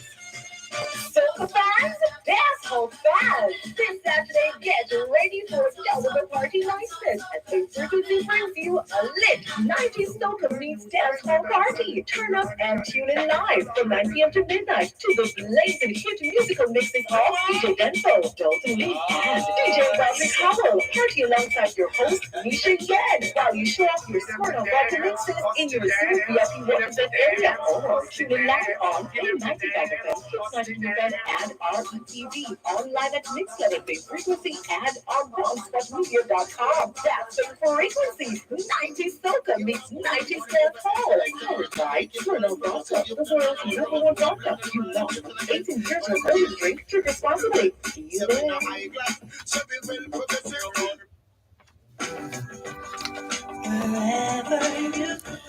Thanks a lot for staying with us here on the Jamaican Diaspora Live Online on Power 106 FM. I'm Dervan Malcolm. We're featuring Team Jamaica's Robotics, or Team Jamaica Robotics, or the Robotics Team. Well, Jamaica's Robotics Team. Team Jamaica Robotics. And this is for the year 2022. And we have already heard from Chelsea Rary, the spokesperson for she's a student at Immaculate. She's a spokesperson for Team Jamaica Robotics 2022. Ajani Hickling of the American International School of Kingston is the deputy spokesperson for Team Jamaica Robotics 2022. And just before we took the break, Mr. Tequan Williams of St. Andrew Technical High School, Team Jamaica Robotics 2022 engineer, was in the process of sharing his story, his robotics story. Tequan, please pick it up at where you left off. As I was saying, yes. When I first joined St. Andrew Technical High School, when I joined the engineering club, and then the engineering club stopped keeping, so I was looking for other club, and then I discovered that they had robotics club at the school, so I joined, and then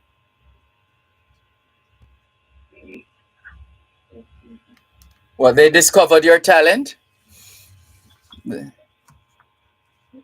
Is that what happened, Tequan? You were discovered? I discovered that they had robotics club at my school, so I joined. And I showed my interest in the club. And they joined the first day challenge, where I was one of the youngest engineers on the team. That's impressive. One of the youngest engineers on the team. Very good. And in second form, and I started to show my interest in the team, in the club. Yes. And when I reached in third form, I chose the career part of electrical engineering. And no doubt what you have learned so far might have come in handy, if even not in a major way, but in general terms, because no doubt there are similarities, eh? Yes, sir. Yes. And say that again? And with my performance, the school nominated me to be a part of the Jamaica Robotics team for Switzerland. And I went and I did my best. And I was selected to be the engineer for the team.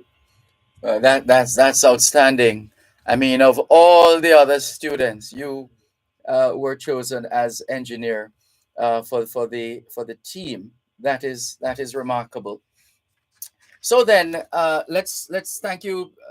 Stay on the line, please. Tekwan, Ajani, and Chelsea, and of course Leslie and Samuel. We're coming back to you in a moment. But Gavin Samuels, can you now that we've met everybody and they've shared their stories, can you now give us an idea of the timeline, which was an earlier question that I had paused, but the timeline now, where are you in your preparations as a team, Team Jamaica Robotics, for the first global challenge in Geneva, Switzerland? Okay, so the competition is the 13th to the 16th of October. We are going to be leaving Jamaica on the 10th for Switzerland. We'll be meeting since May or June every weekend, and we've actually started to meet. Well, we'll be meeting on Saturdays, and we've ramped up our meetings to meet on Saturdays and Sundays now. The robot is basically finished. Or we've made submissions for other awards based on the work that Yuja has done and continue to do. The team members decided they wanted to nominate Yuja for Outstanding Supporter Award, which is one of the options that's available to us. So we made those submissions. We're working on our documentation. The students will be wrapping up the build of the robot, and they've also started to practice. Practice is extremely important as part of this program to be successful, and we are at that stage now where they're getting used to the controls. The designs that they have come up with is now fully manifested, and it's really up to them to figure out the best strategy on the field. I see.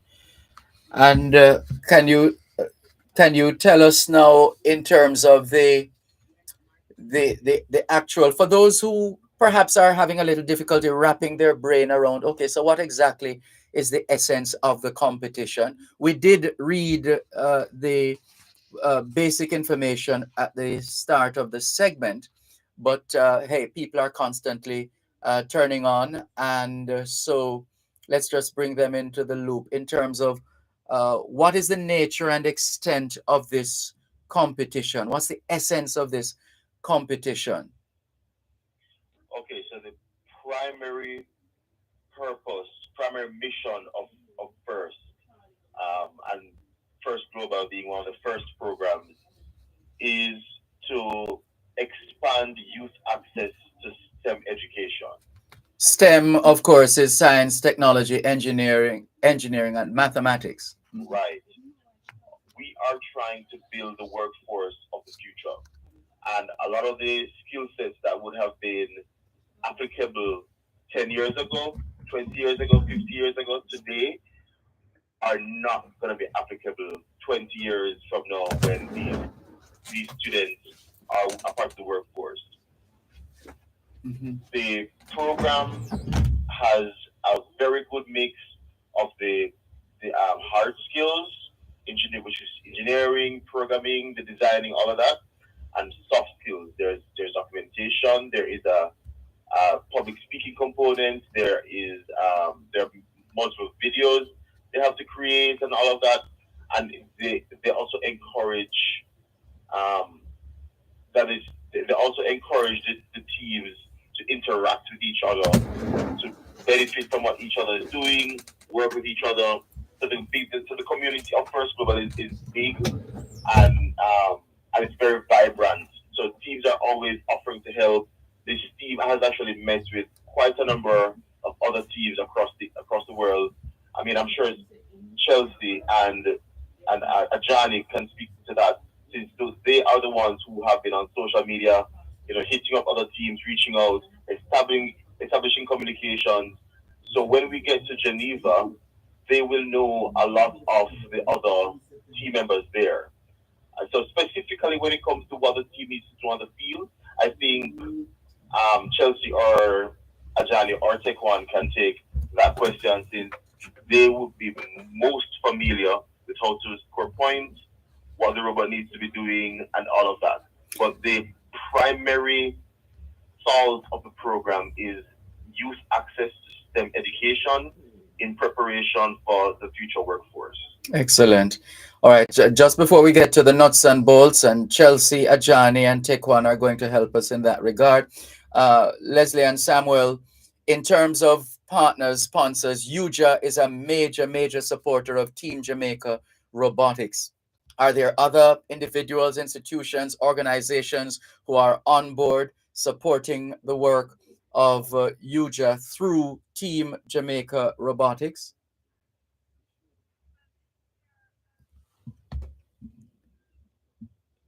I'm sorry, I didn't turn on your mic. Sorry about that. Leslie and Samuel, go ahead now, please. Okay, sure.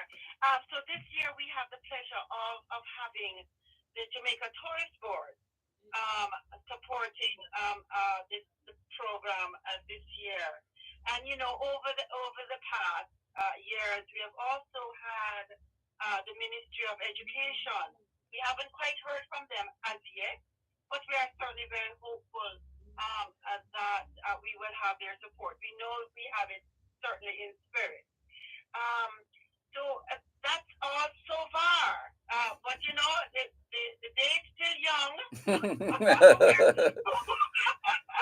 We remain hopeful, and if anyone is interested in donating, they most certainly can do that on the UJA website, ujausa.org. Okay. We certainly welcome that. So that's where we are as of right this second. Very good. Hold it there. Let's hear from the members of Team Jamaica Robotics right now in terms of the mechanics, the coming together of their respective talents and skill sets to represent Jamaica in a major way. And so so Chelsea, as a spokesperson, because we just heard from a short while ago, Gavin Samuels told us that because of the nature of the competition, you have to collaborate and so on with members of other teams and so on. How has that process been going from the standpoint of the spokesperson for Team Jamaica Robotics 2022? What kind of conversations, outreach, connections have you been making so far leading up to Geneva 2022? Like Gavin said and touched on, the competition definitely involves a really large amount of soft skills, almost more than I expected. So myself and Ajani as spokespersons have actually been doing a lot in terms of moving the team forward, even outside of building the robot itself.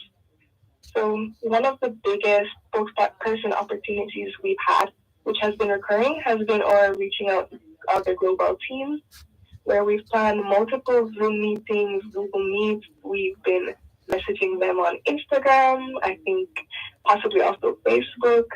And I think we've made contact with, Ajani will have to give this number, but it's definitely over 40 teams at this point. Go ahead, Ajani. Please share your whatever data you have there that can give us a little more information on how this lead up to Geneva has been going so far, especially from a communication standpoint. You being deputy spokesperson, Ajani. Google Sheets essentially all the teams that we've contacted, and we've engaged with over 70 national teams from each continent around the world. Hold on, that we want to catch that the data that you're sharing. Just back up a bit and take it a little slowly. After the break, give us the data. One moment, please. You're listening to Power 106 FM. The time is now 15 minutes to 8 o'clock in the morning here at Broadcast House, 32 Lyndhurst Road, Kingston 5, St. Andrew, Jamaica, which means it's a quarter to 3 in the afternoon in Geneva, Switzerland. Soca fans, dance hall fans. This Saturday, get ready for double the party niceness as the frequency brings you a lit 90s soca meets dance hall party. Turn up and tune in live from 9 p.m. to midnight to this blazing hit musical mixing of DJ Denso, Dalton Lee, and DJ Robin Howell. Party alongside your host, Nisha Yen, while you show off your Smirnoff vodka mixes in your Zoom VIP represent area. Or tune in live on K95FM, event and RETV online at Mixed Frequency and on JohnScottMedia.com. That's the frequency. 90 Soca meets 90 Dance Hall. Powered by Toronto Vodka, the world's #1 vodka. You want 18 years or older, drink responsibly.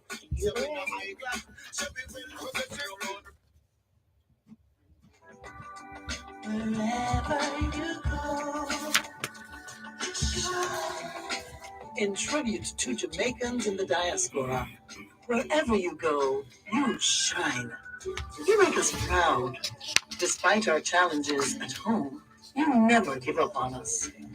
Our sincere thanks. Thanks a lot for staying with us here on the Jamaican Diaspora live online on Power 106 FM. I'm Dervan Malcolm. We're featuring Jamaica's robotics team, Team Jamaica Robotics 2022, as they continue their preparations for Switzerland. Geneva, Switzerland is the venue for the competition, the first global challenge coming up.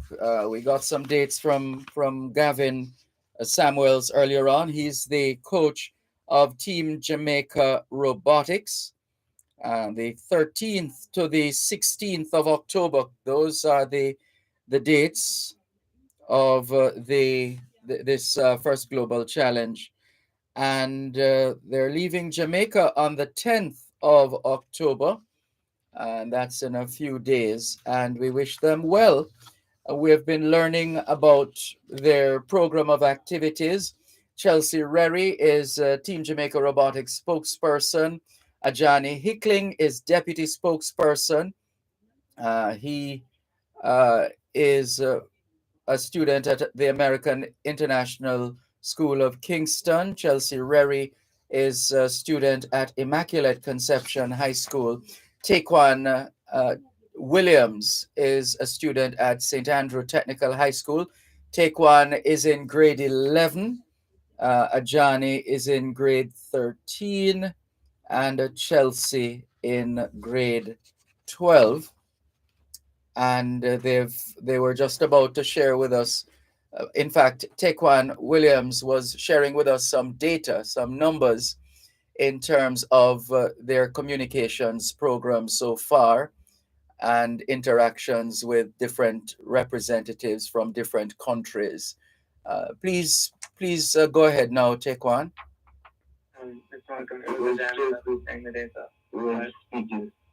So we've contacted exactly 72 different national teams. We've reached out to every single continent thus far, and apart from Antarctica, of course. And in terms of specifics, we've met with teams Germany, Turkmenistan, South Korea, and India on one-on-one basis. And we've also been engaged in more large-scale meetings. So we were on a call with 14 different nations, including Ukraine, Namibia, Mexico, Iran, Italy, South Korea, Germany, and Turkmenistan were there again. So those are just some of the specifics in terms of who we've contacted. We have a Google Sheet which takes track of all of our international relations. Okay. And the accounts that we want to contact. Well, so far we've reached out to 72 through the Instagram, through Google Meetings. That's quite something, Johnny. Well done. In terms of the, so have you had to speak a foreign language or two in communicating with some of these representatives, or for the most part they all spoke English? For the most part, it's English. There was one team, Team Niger. Their entire Instagram account was in French, and I know a bit of French, so rather than trying to send an English message, I just use some of my knowledge to send a French message there. But by and large, most of the teams have at least one English speaker, because as I understand it, the first global challenge will generally be in English. Yes. That's the role of spokesperson for a lot of other teams where English isn't the main language. They have a spokesperson who will speak English so that they can communicate at the competition itself. But I have found that most teams have at least one English speaker. Okay. And a lot of the teams consist of international schools at different areas. I believe Germany, their international team is represented. South Korea has an international school. So there are a good amount of English speakers at times. I see. Thank you very much, Ajani Hickling. And he's the deputy spokesperson for Team Jamaica Robotics 2022. Now, Tequan Williams of St. Andrew Technical High School, you're the engineer. I'm not sure how much you are able to tell us now, because I don't think you necessarily want to put all your information out there right now, but that it will come out when you start participating in the event in Geneva, Switzerland. So in as much as you're able to tell us, we don't expect you to give us information that perhaps you shouldn't be giving us at this time or at all. So I'm going to leave it to you, Tequan Williams, to give us a feel of the engineering work that has to be done to ensure that Team Jamaica Robotics is performing at optimum.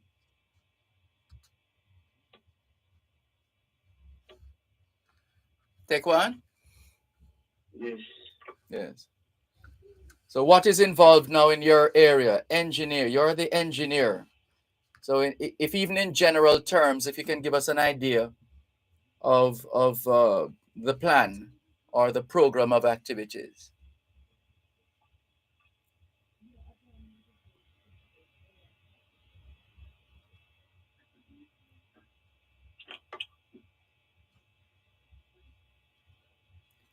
Take one. Hello? Oh, hold on a moment. An adjustment being made. All right, making an adjustment. In the meantime, if you're just tuning in, well, it's the age we're in now. Yeah, it's all about technology, isn't it? But of course, we should never, ever lose the common touch, as they say, in terms of the soft skills as well. People remain important, notwithstanding the proliferation of technology. After all, who created the technology? People. There you go. So very important for us to remember that. And so we are, if you're just tuning in, this is the Jamaican Diaspora live online on Power 106 FM. And we are featuring Team Jamaica Robotics 2022. The team is heading to Geneva, Switzerland to represent Jamaica. And we look forward to that. In the meantime, let's just clear some more messages. Quincy Brown in the Cayman Islands says, safe and secure. Ian brought lots of rain to Cayman. We were lucky this time, not so for certain areas in Florida. And Dr. Rosemary Adamson Lewis, who was on with us earlier on, is saying, thanks. You're welcome, Dr. Rose. And also Norman Hines in St. Thomas here in Jamaica. Thank you very much for tuning in. And Quincy Brown says, we survived Ida and Grace last year in Jamaica. Also remember last year's no movement days. And a couple other messages. Dennis Sherwood, Calabar Old Boy, says, morning, Dervan. Looking forward for the team's success in Geneva. And so say all of us, Dennis Sherwood. Quincy Brown says, have a wonderful day. Be kind always and in all ways. Blessings, Jamaica. And seem to have hit a snag in terms of the telecommunications technology with Taekwon. Sorry about that. Perhaps we are going to have to ask Chelsea and Ajani, because you obviously would have to have a certain amount of knowledge or awareness about the engineering component of this first global challenge. So I don't know which of you would like to go first or lead on this in terms of what you do know about what the plan of action or the program of activities is with respect to this first global challenge in Geneva, Switzerland. Sure, I can go ahead. Sure, go ahead, please, Ajani. Yeah, Chelsea and I are both programmers on the team in addition to our spokesperson capacity. Oh, that's important information there, because I was looking and thinking, well, spokesperson, surely they must have other duties on the team. Thank you very much, Ajani. Go right ahead. No worries. Yeah, so we do have other responsibilities, but we work closely with the engineers. Mm-hmm. Programming is a constant process of refining as we meet with them. So we also do a lot. I also work with the documentation team. So in terms of our robot capabilities, we still don't want to give everything away, but what the competition requires is we have to have a shooting mechanism of some sort, because the way the game works is that the competition organizers, they will dump in a given match, they'll dump a series of carbon balls onto the field, which a robot then has to collect or bring back to a human player to shoot into a bin, which is about 5'7", and then at the end, the robot must lift itself into the air using a bar. So the way our team approached us is we broke down various components that we need to build and to program. So we have an intake system to be able to actually collect the balls that we're going to shoot. We have a shooting system in order to actually launch them, to actually launch balls in the air into the collection bin. And we have a lift mechanism in order to essentially lift the robot into the air. So those are the main features of our robot, essentially, in addition to the drivetrain. Yes. So we control the robot using a remote controller, and we have to program how the controller interacts with the robot's various motors and actuators. So those are the main components, and there are other processes that control different parts of those, but those are the main components that we're focusing on. Yes. Thank you, Ajani. And Chelsea, Rary, is competition likely to be every day or just a couple days out of the time that you will be in Switzerland? Oh, it's certainly not every day. Like Gavin had said before, it's between the 13th and 16th that we'll actually be competing. Right? Yes. So we'll be there, I believe, based on the current travel itinerary, from the 10th all the way to the 19th. So it's definitely not every day. Mm-hmm. Much more concentrated in the center of the trip. I see. Mm-hmm. And then at the end of the day, how would you how would we respond when we hear of the outcome, for example? Is it a matter of finishing first, second, third, or successfully completing a task, and the emphasis is on, well, you tell us. Okay, so it is sort of a mix where definitely teams will finish first, second, third, and we are hoping to place, I think our goal is currently top 10, or my goal, like in my mind, is top 10. Yes. But that's strictly the more quantitative aspect. Like, that would actually be based on how many points we score and how many matches we win, right? But then you also have qualitative awards where we could. Sorry, tell us some more about the qualitative awards in just a moment. We're going over time a bit, but we're going to be wrapping when we come back from this break. You're listening to Power 106 FM. The time is now 8 o'clock in the morning here at Broadcast House 32 Lyndhurst Road, Kingston 5, St. Andrew, Jamaica. 3 p.m. in Geneva, Switzerland. That's where Team Jamaica Robotics is heading in a few days. It's probing.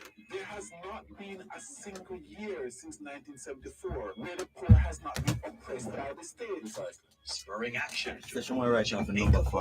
I know people are out there screaming, yes, but it's not just this government. I don't care. Fix it and stop spinning. Govern, man. Govern. Whoever is there. Featuring The Bottom Line with Ralston Hyman. The best public affairs banter on Jamaican radio. Part of the national campaign against inflation. We have to have a shake-up of the public sector boards leading to increased efficiency, cut the corruption and the mismanagement, and get the agencies to function in a more efficient manner. It's Power Talk, weekdays 11 a.m. to 2 p.m. Identifying challenges and finding solutions in a globalized world. Dr. Herbert Gale on Mondays and Tuesdays. Simon Crosskill from Wednesday to Friday on Power 106 FM. Join us.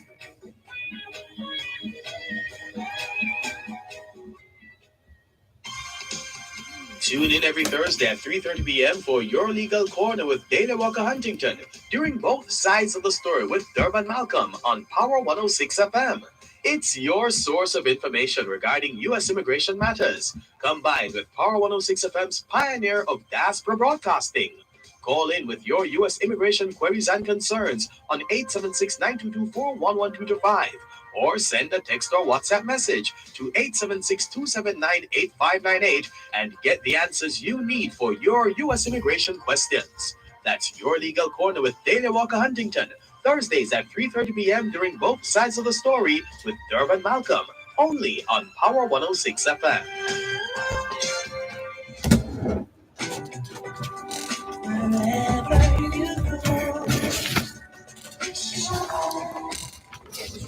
We could actually go all morning into afternoon, evening, and night because it's very, very exciting work that the members of Team Jamaica Robotics are engaged in, and we're so happy to have our young people leading us in this regard, and we thank them very much, and we thank the other members of the team. As you've heard, the sponsors, major sponsors, UJA, the Union of Jamaican Alumni Associations, and immediate past president of UJA, Leslie Ann Samuel, is on with us as well. Gavin Samuels is Team Jamaica Robotics coach.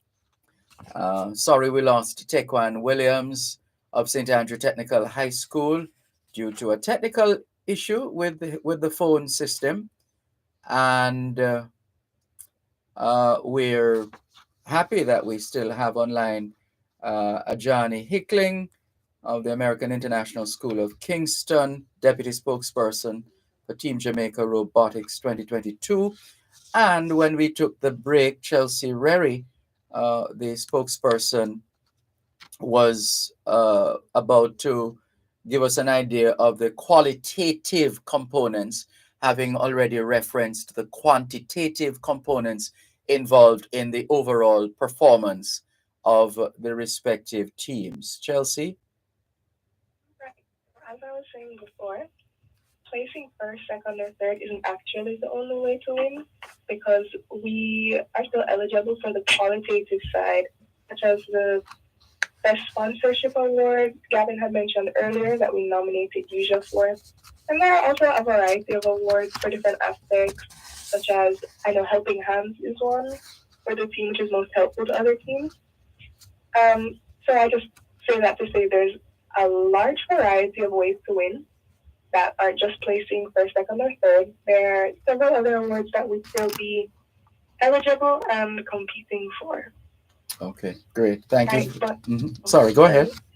Right, but before we wrap up, there was something I had actually really wanted to mention earlier. Sure.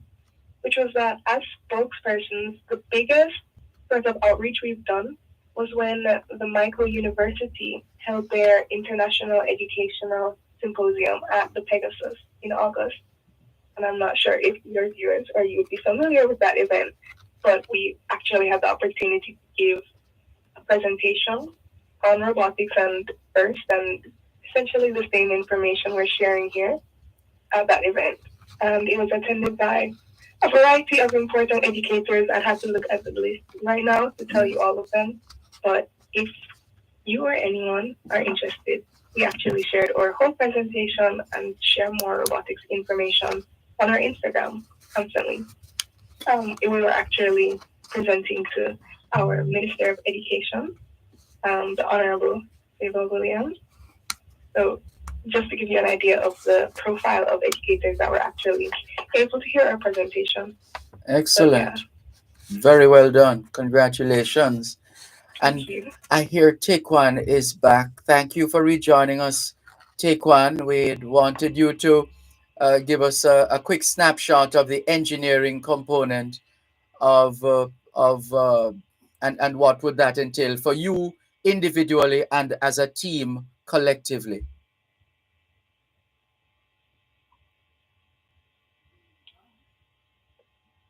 All right.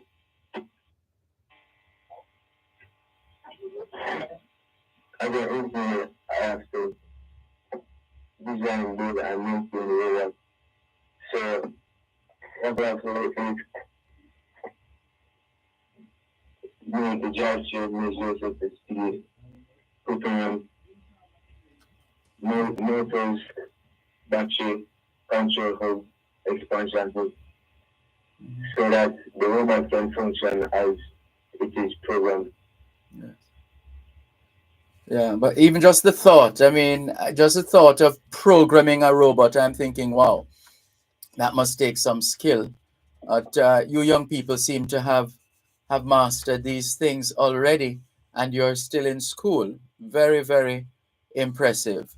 As I said, we could talk all afternoon, well, all morning into afternoon, but we're going to have to wrap in just a moment. Leslie Ann Samuel, immediate past president of the Union of Jamaican Alumni Associations, UJA, want to give you a final word for the time being. An opportunity. Thank you so much, first of all, for having us. And as you heard, you know, in Chelsea, Asani, and Taekwon, we have some truly gifted students in Jamaica, and this is our opportunity to showcase them. We are enormously proud of the work that they have done thus far, and we look forward to them being enormously successful in whatever way as they go to Geneva, Switzerland to represent us. We believe that the opportunity that we have provided here for these students, we hope we will stay with them for a lifetime, and that they will in fact share it with their peers, because that's the only way. You know, we talk about the competition, Dervan, but it's more than that, right? The reason that the trip is a little bit longer, I'm not sure if you all cover this, but we do plan to spend a couple of days actually seeing Switzerland as much of it as we can. So that's all part of the experience, so that they see what the rest of the world outside of our small country is all about. Yes. So we are very happy to provide this opportunity, and we thank you so very much for allowing us to share the good news. It's been a pleasure. And Gavin Samuels, Coach Samuels. Yes, I would also like to express how grateful we are. And, unfortunately, we couldn't have all the team members on today, but I think I'll just quickly mention them. We also, in addition to those on the call, there's Stephanie Williams, also from Immaculate, our captain, and one of the Chile's documentation. There's Emilio McLeod from Glenmuir High. He is one of the engineers who works with Tech One. There's Dave Peters from the Convent of Mercy Academy Alpha, who is one of the programmers who works with Chelsea and Ajani. There's Orville Daly from Jamaica College, our lead programmer. There's also Tyreek Murray, who is the last engineer from Calabar. So the team this year is such an impressive group of students. Wait, did I mention Orville? I definitely did. Orville Daly from Jamaica College, our lead programmer. But yes, the group this year has been so impressive. I am so honored to have had the opportunity to work with these students, and we are so grateful to Union of Jamaican Alumni Associations for the continued support of this program year to year. Excellent. Well, we thank you. Thank you very much, Chelsea, and all the best to you.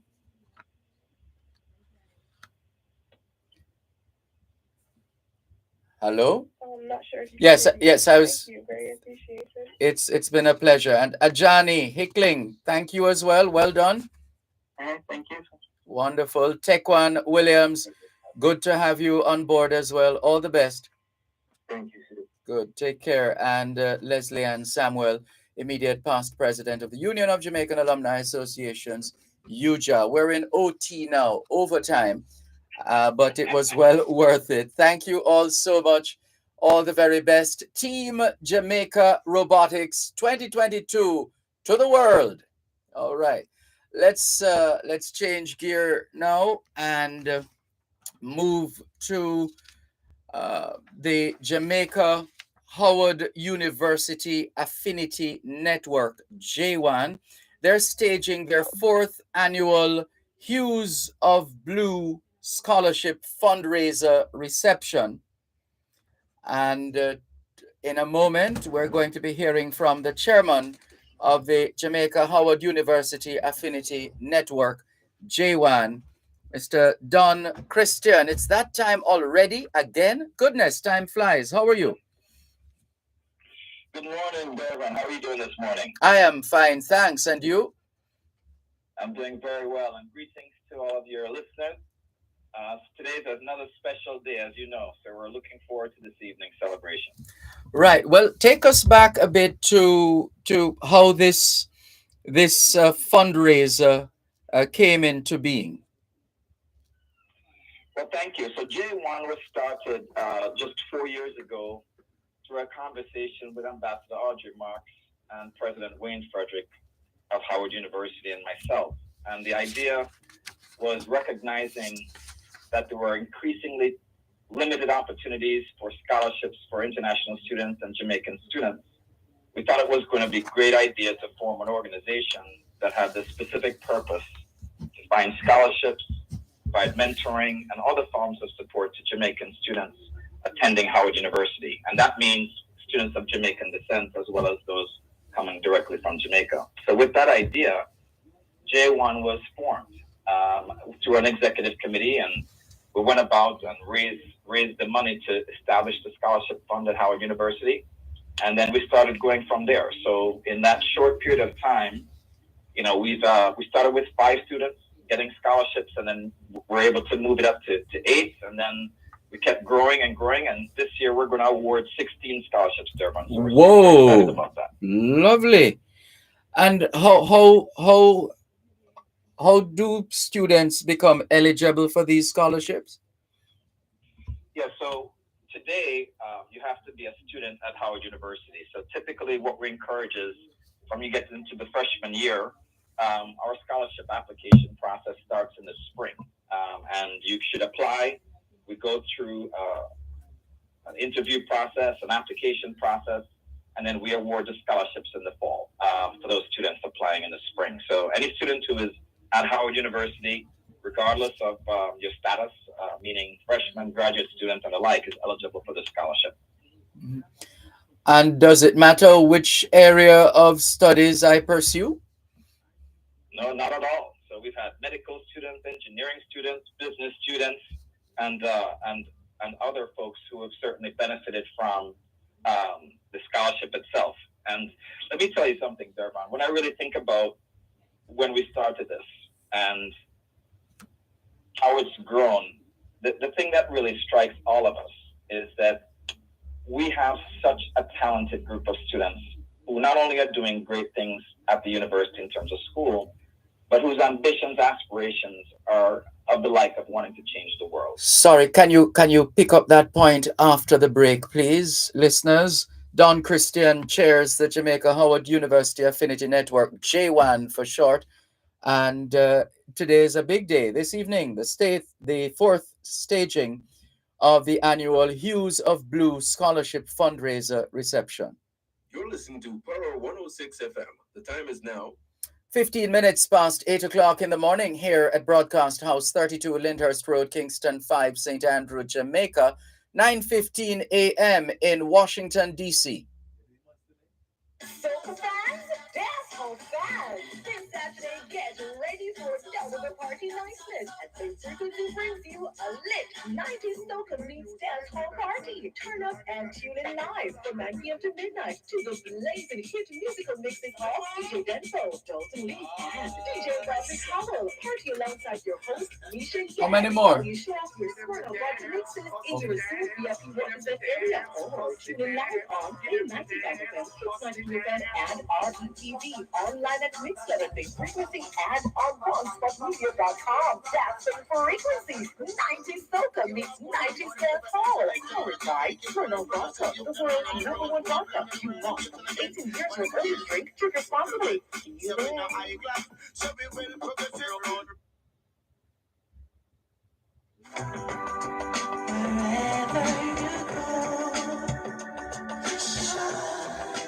In tribute to Jamaicans in the diaspora, wherever you go, you shine. You make us proud, despite our challenges.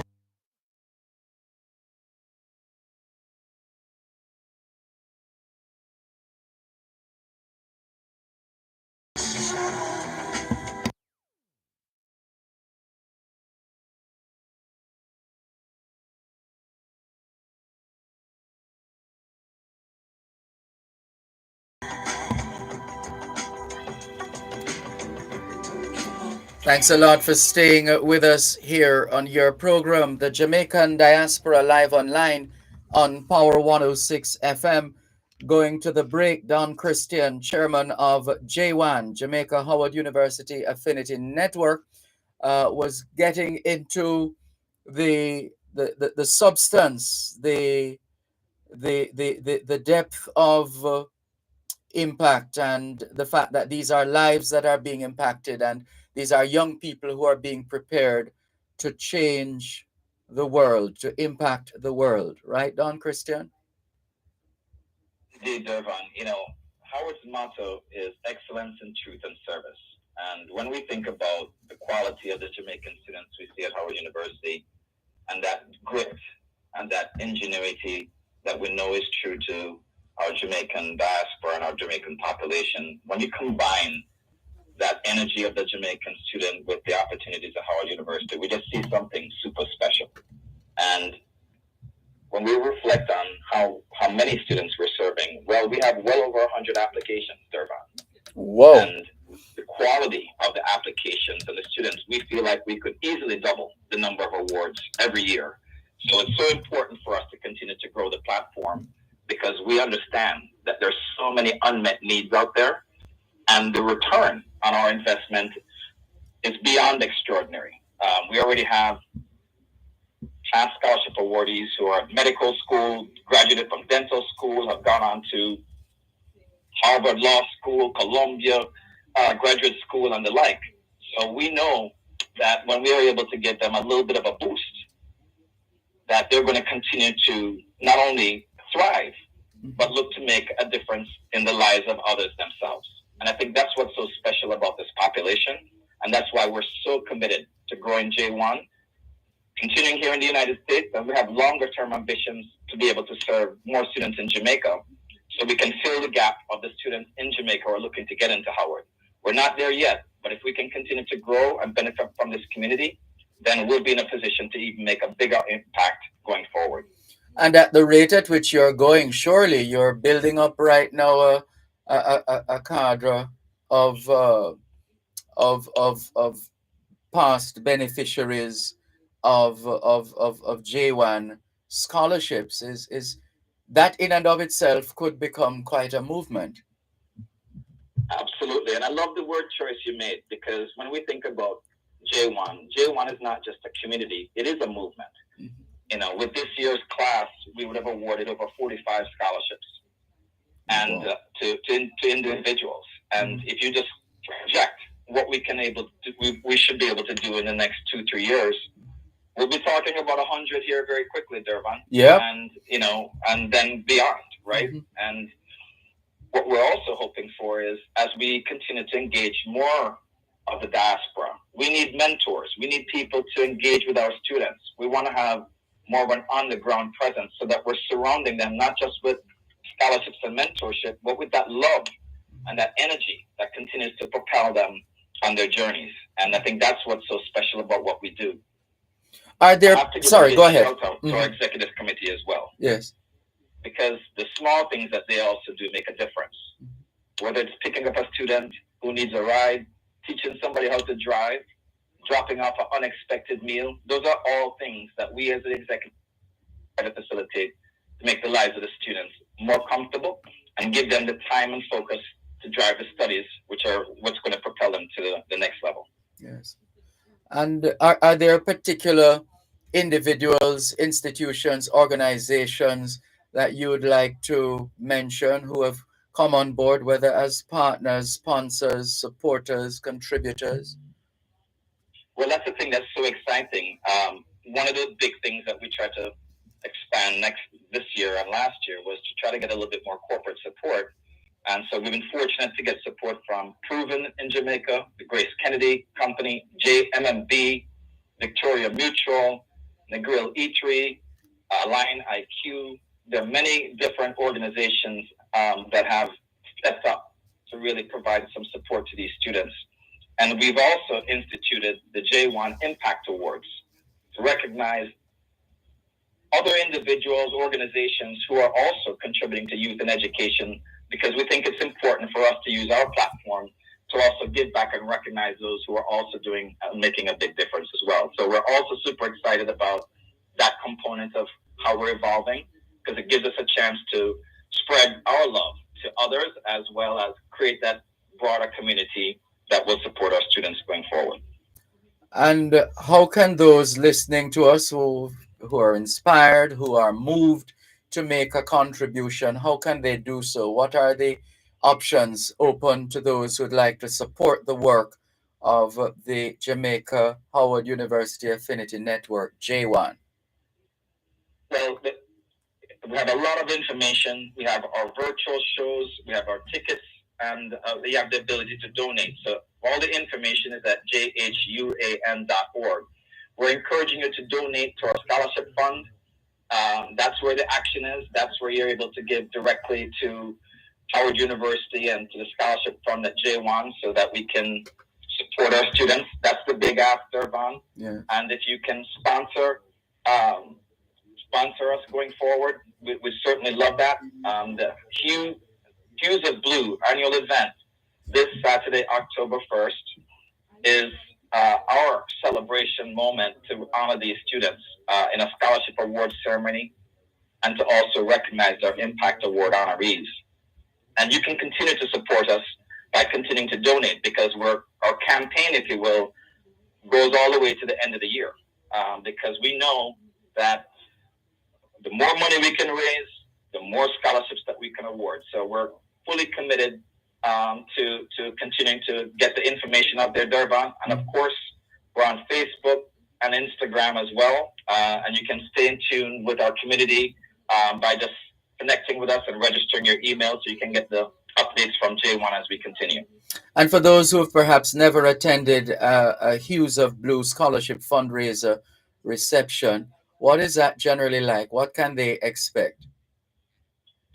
Well, first of all, when you walk in, you're going to be greeted with warmth and love. The second thing is, of course, you're going to have delightful Jamaican cuisine as well as some good music. And most importantly, you'll get the opportunity to interact with our students, to hear from them, and to get to understand the impact of our honorees. And I think it's a 3-hour type of event, very intimate, and will give you a chance to really get close to see the benefits of the work that we're doing. As we continue to grow Dervan, we'll continue to find additional platforms to showcase the work of J1 so that you can see clips and highlights of our scholarship reception for those who are not able to attend. We know it's tough weather these days and it's kind of hard to get out.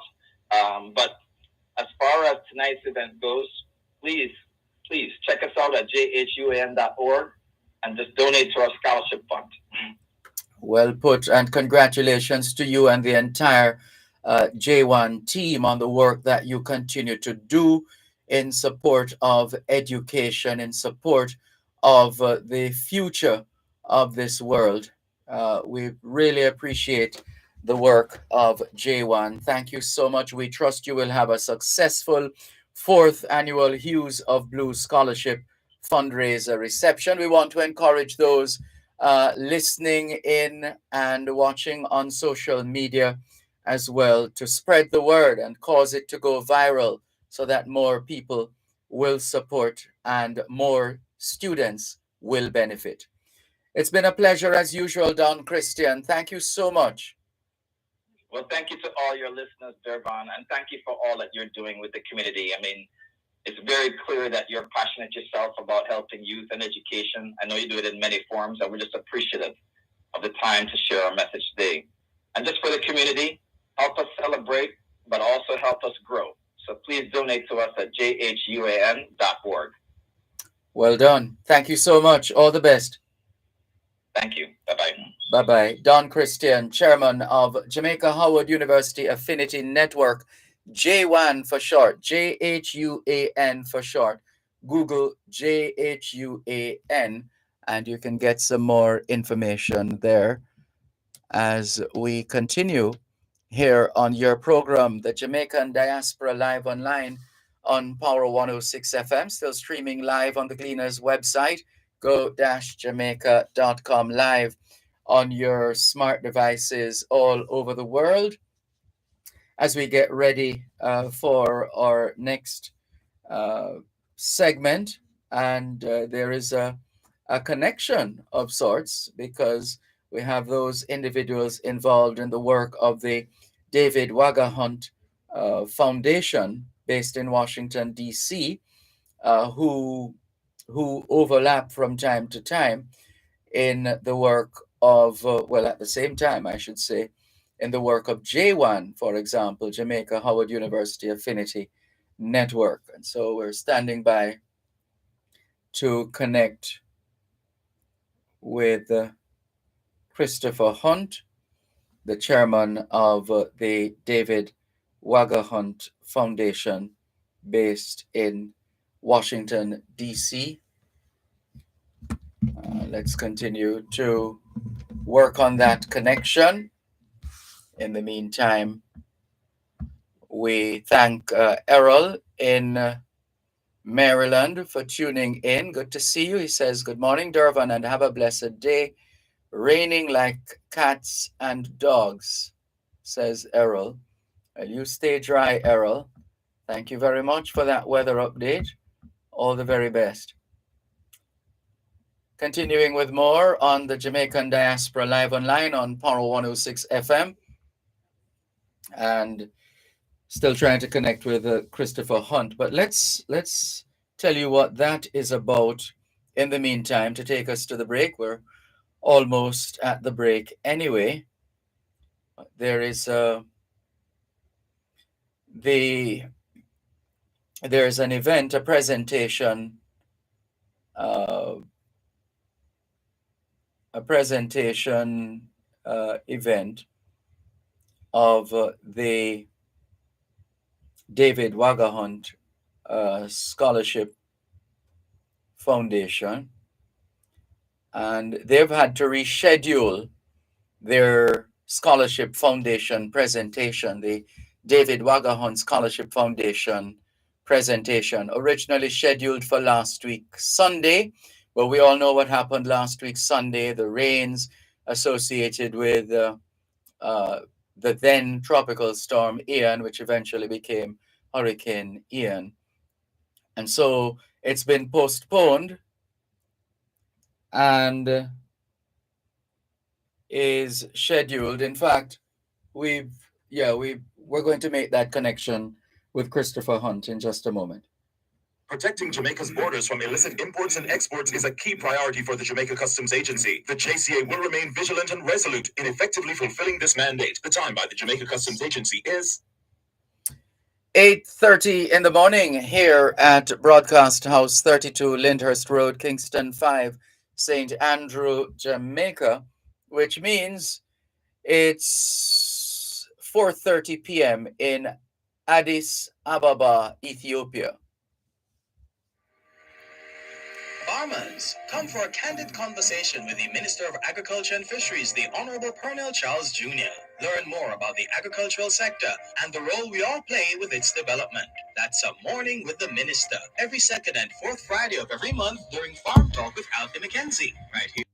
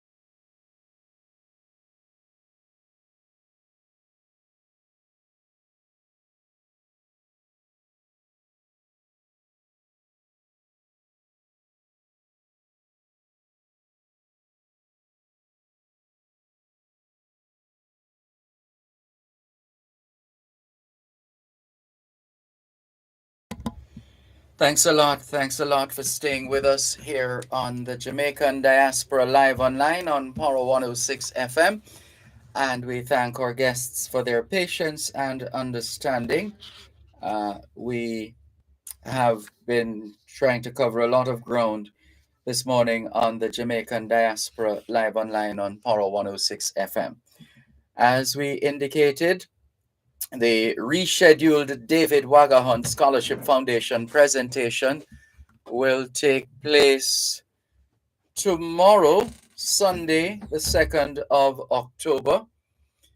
And we want to bring to the attention of our listeners at home and abroad the nature and extent of the work of the David Wagahont Scholarship Foundation. And so we are happy to be joined by the chairman of the David Wagahont Foundation, Washington, D.C., USA, Mr. Christopher Hunt. Good morning. How are you? Good morning, Mr. Malcolm, and to all your listeners. It's always a pleasure talking to you. Likewise. Thank you very much for joining us. And how much of a conundrum or a nightmare was it for you to have planned your event and then the then tropical storm Ian through the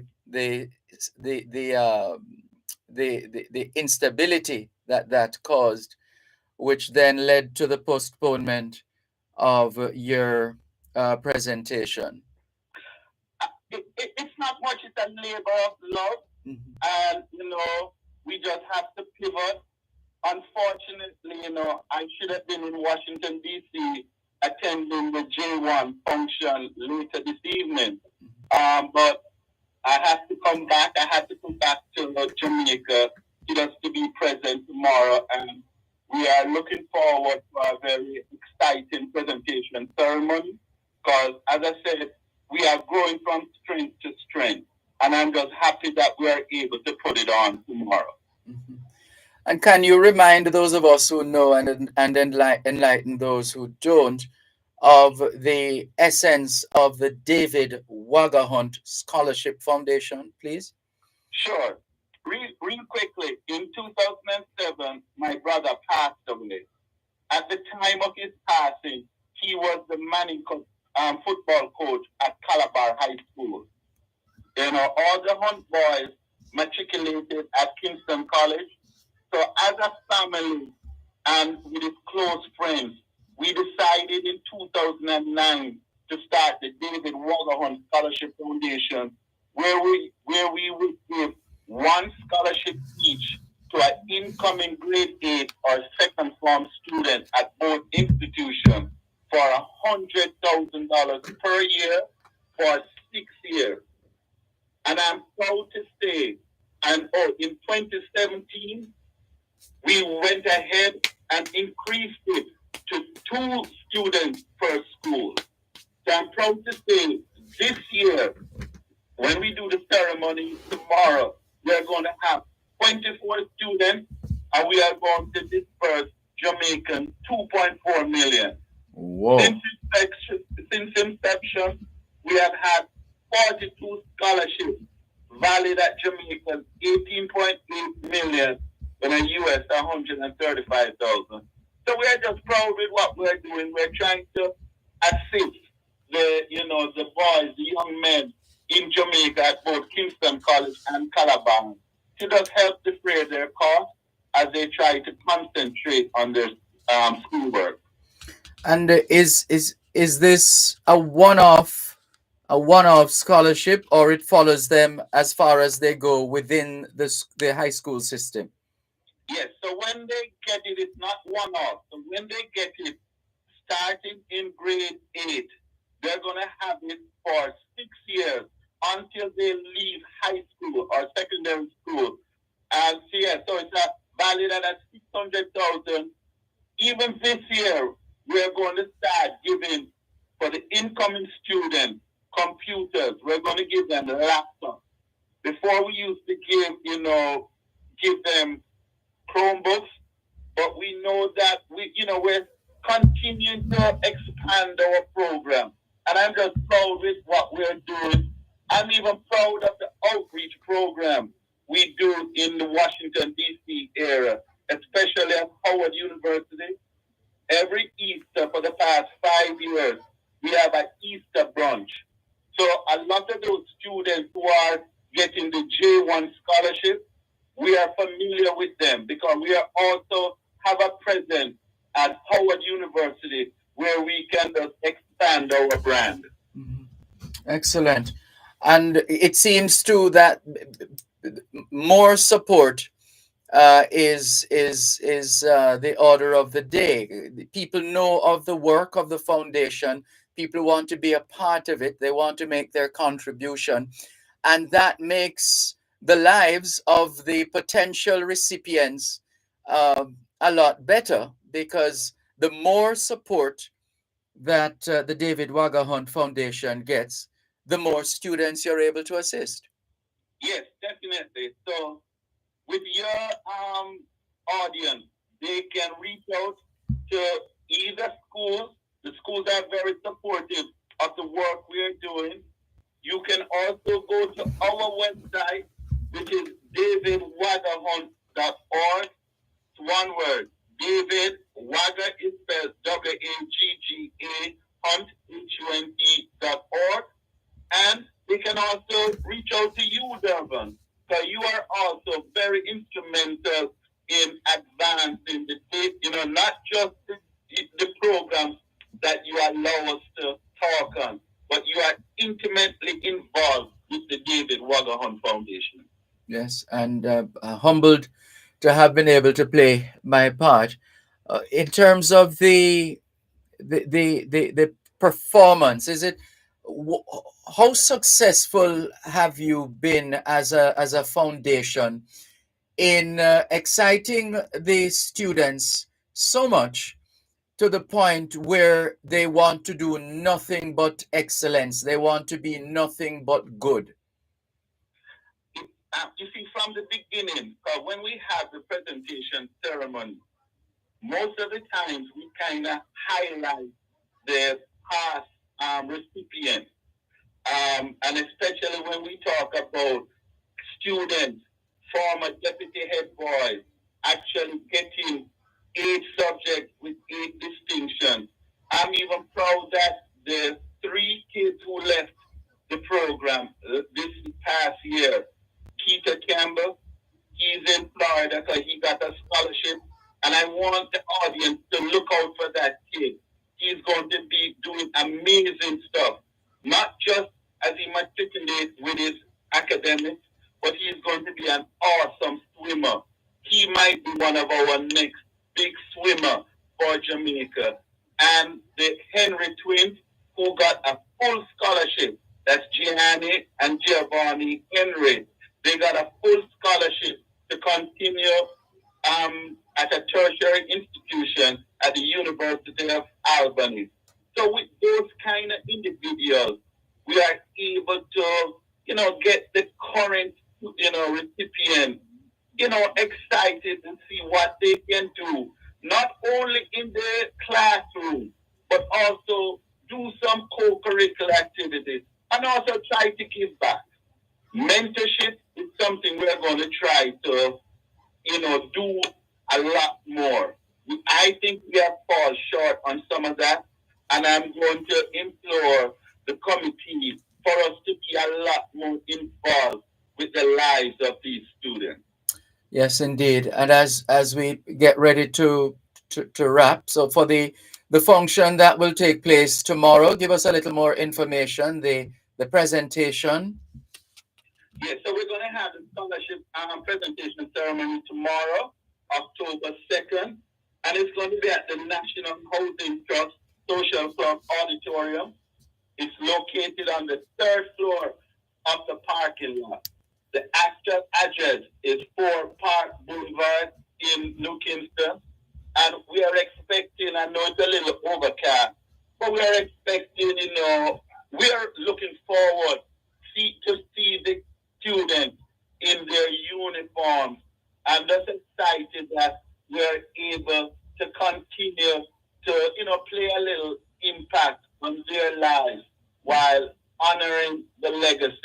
of my brother David Hunt.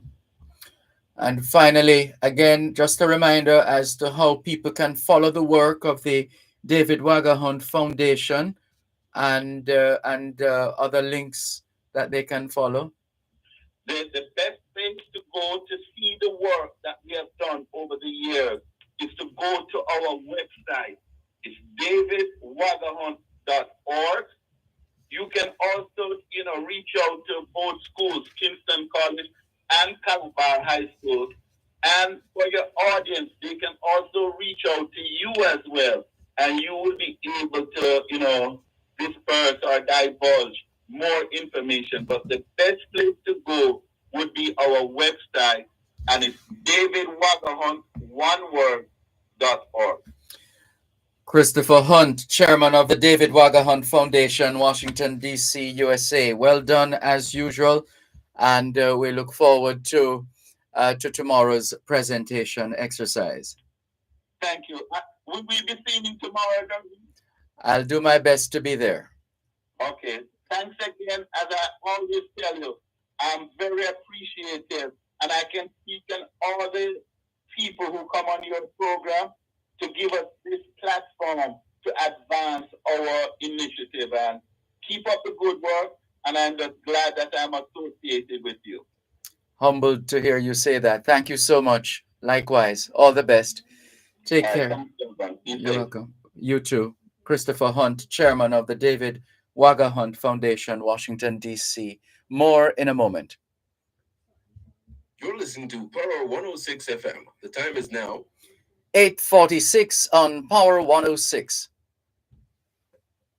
Soca fans, dancehall fans, this Saturday get ready for double the party niceness and the frequency brings you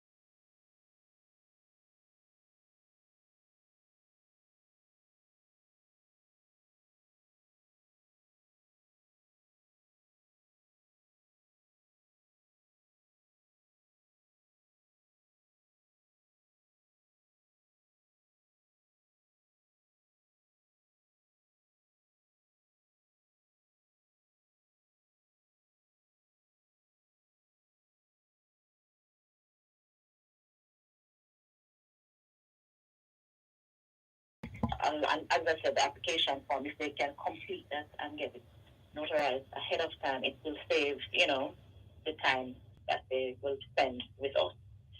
So, yes, that's it. All right.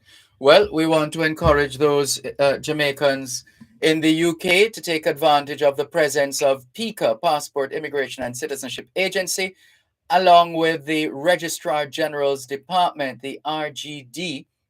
Time to get our documents in order, those of us in the United Kingdom.